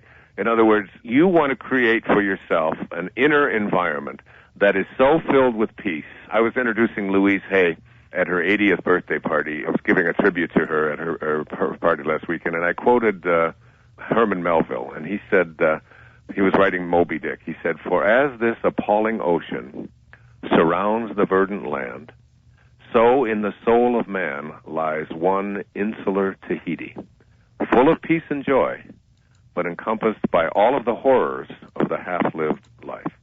And I quoted that and said that Louise Hay was one of the people who brought an insular Tahiti to all of us with her monumental works and creating her publishing house and so on, which I'm so proud to be a part of. And I'd like you to know that you have to be able to go, Clayton, to that inner place within yourself, to that insular Tahiti that is filled with peace and joy, totally knowing that this is absolutely perfect for you, projecting yourself out there in this loving and peaceful a way, being independent of the opinions of everybody else out there who thinks you should or shouldn't be doing it in a certain way, being totally, completely at peace. You do yoga, I would recommend that you read the Tao a little bit each day, read the Tao Te Ching, find out how important it is to be a non-interferer, to be totally at peace, to get more by doing less, to be free from trying to control things outside of yourself that are all unfolding perfectly, just to be in that peaceful place, and then to be grateful for everything that comes along, whether it's a network job or whatever it is, because if you have that inner peace, that insular Tahiti, that place of joy within your heart, it won't make any difference to you whether you're on a network or whether you're not, because the network thing is really about ego. It's just about more. It's about more people watching you and all of that. And if you can just free yourself from that external kind of thing and just allow yourself to be the greatness that you came here to be, it'll all unfold perfectly. That's my advice. I don't know if it helps or not. No, that's wonderful. Thank you. Thanks, Clayton. God bless you. All right, we've got Melina, and this is an update call. And sometimes I like to check back, give a caller a couple minutes because I like to get updated on what the advice is you've given and how it's playing out in their lives. So, Melina from Sherman Oaks, California, can you give us a brief update of how things are going for you? Sure. Hi, Wayne. Hi, Melina. How are you doing? Good. Good. Okay, I asked you a question at the Pasadena event with Byron Katie about, advice on how to show my son that the violent video games he likes, what to do. So you told me to go ahead and do the muscle testing. Yeah, do the, yes. Right. So I came home that night. Just for everyone's edification out there, that energy is in everything, and if you're doing something, if you're watching something violent, or if you're listening to violent music or whatever, and you muscle test it, that is, you hold that in your hand and test yourself, that it will actually show you whether you're strengthened or weakened by it, and violence almost always shows it weakens us. Go ahead, what happened? Okay, I came home that evening, I told my children, I talked about you to Dr. Dyer, and I told my son, what I had talked about, so he said, okay, let's do it. He looks around, and I just shown them Unstoppable Me, your new children's book that I brought home for them. He said, let's use this as the positive thing, and we tested one of his video games, Teenage Mutant Ninja Turtles, and they each did it, and we did it back and forth time and time again with Unstoppable Me held up against their heart. They were strong. I wasn't able to push their arm down. With the violent video games, they went weak. So I didn't know how he would process that or if he would care or whatever, but within, seconds, he said, all right, okay, I'm going to get my video games together. He took out all his video games. He went through which ones were violent, which ones were not. He sorted them into 2 piles and said, okay, these are going to go. My 10-year-old son, and I was so proud of him. I really didn't know if he would. There's one game, though, the Star Wars game, that he didn't want to give up yet, so he's still holding on to that. And he actually was trying to tell my 6-year-old daughter, she had kind of grown attached to this Teenage Mutant Ninja Turtles. He said, Jasmine, it's weakening us, and it's time to let it go. Wow. Oh, my goodness. I love this call. Thank you, Summer, for taking this call. Sure. That's so phenomenal. I mean, it's like, and people don't understand it, because I was telling the story of how my son was listening to a CD that had violence and profanity in it, and I had him bring it over, and I told him to hold bananas, these organic bananas, next to his heart, and he would hold his arm out, and the muscle test. You can read about all of this in a book called Power versus Force. You can get it through Hay House, by the way. It explains how to do all of that. By Dr. David Hawkins. David Hawkins, right. So I would bring him over. My Strongs, he was 16 or 17 at the time, big, strong, strapping, 6'1" kid. And when I put the bananas on there, I couldn't budge his arm. But then when he held the CD in his hand, just the actual CD in his hand, he went weak. His arm went right down. And a lot of people find that difficult to grasp. But energy is in everything, and kinesiology teaches us how to go about doing that. But to have your 10-year-old son have that kind of an impact and insight, so you could have lectured at him 1,000 times, Melina, and it never would have reached him. But for him to experience that, yeah. Right. It was beautiful, and I just, you know. Oh, thank you for that update. That is so wonderful. It's a good lesson for everybody out there. Anything, and it's, again, a part of, when I talk about in being in balance, and that third, you can't kiss your own ear. One of the things I talk about is that if you think of yourself as a loving person, but you are constantly immersing yourself in violent movies and chase scenes and things that have guns and lots of killing and so on, that's the opposite of love. And it's like you really want to take a look at whether or not you are using this as an excuse for having things come into your heart and into your life that are not loving at all. So you may not be nearly as loving as you think you are. Right. Even when you read the newspaper, like this morning I saw a headline in the paper that talked about the Americans had killed 30 what they called insurgents along with the Iraqis, and I thought, oh my goodness, 30 dead people, all of whom are just believing in what they believe in. You know, it's like you can't be a loving person, and in the Tao it says that all battles, no matter whether you are on the right side or the wrong side, all of them should be treated as a funeral, that there's nothing to celebrate when people end up doing something violent to each other. Thank you, darling, for that wonderful call. I really love it. Thank you. Thank you. Thanks so much, Melina. That was wonderful. So many times parents do call in wanting to know advice for kids. That was a great one, I think. Everyone can apply that. I tell people all the time, if you've got kids who are doing video games, just do that with them. Do the muscle testing with them and let them see for their own eyes. And boy, what a perfect example of that. I'm glad we have that on the radio show. People can listen to it. All right. We've got time for one more caller. We've got Dana from Bronx, New York. Dana, welcome to our program today. Hi, Dr. Dyer. Good evening. How are you? Hi, Dana. How are things in the Bronx? Are you at the zoo?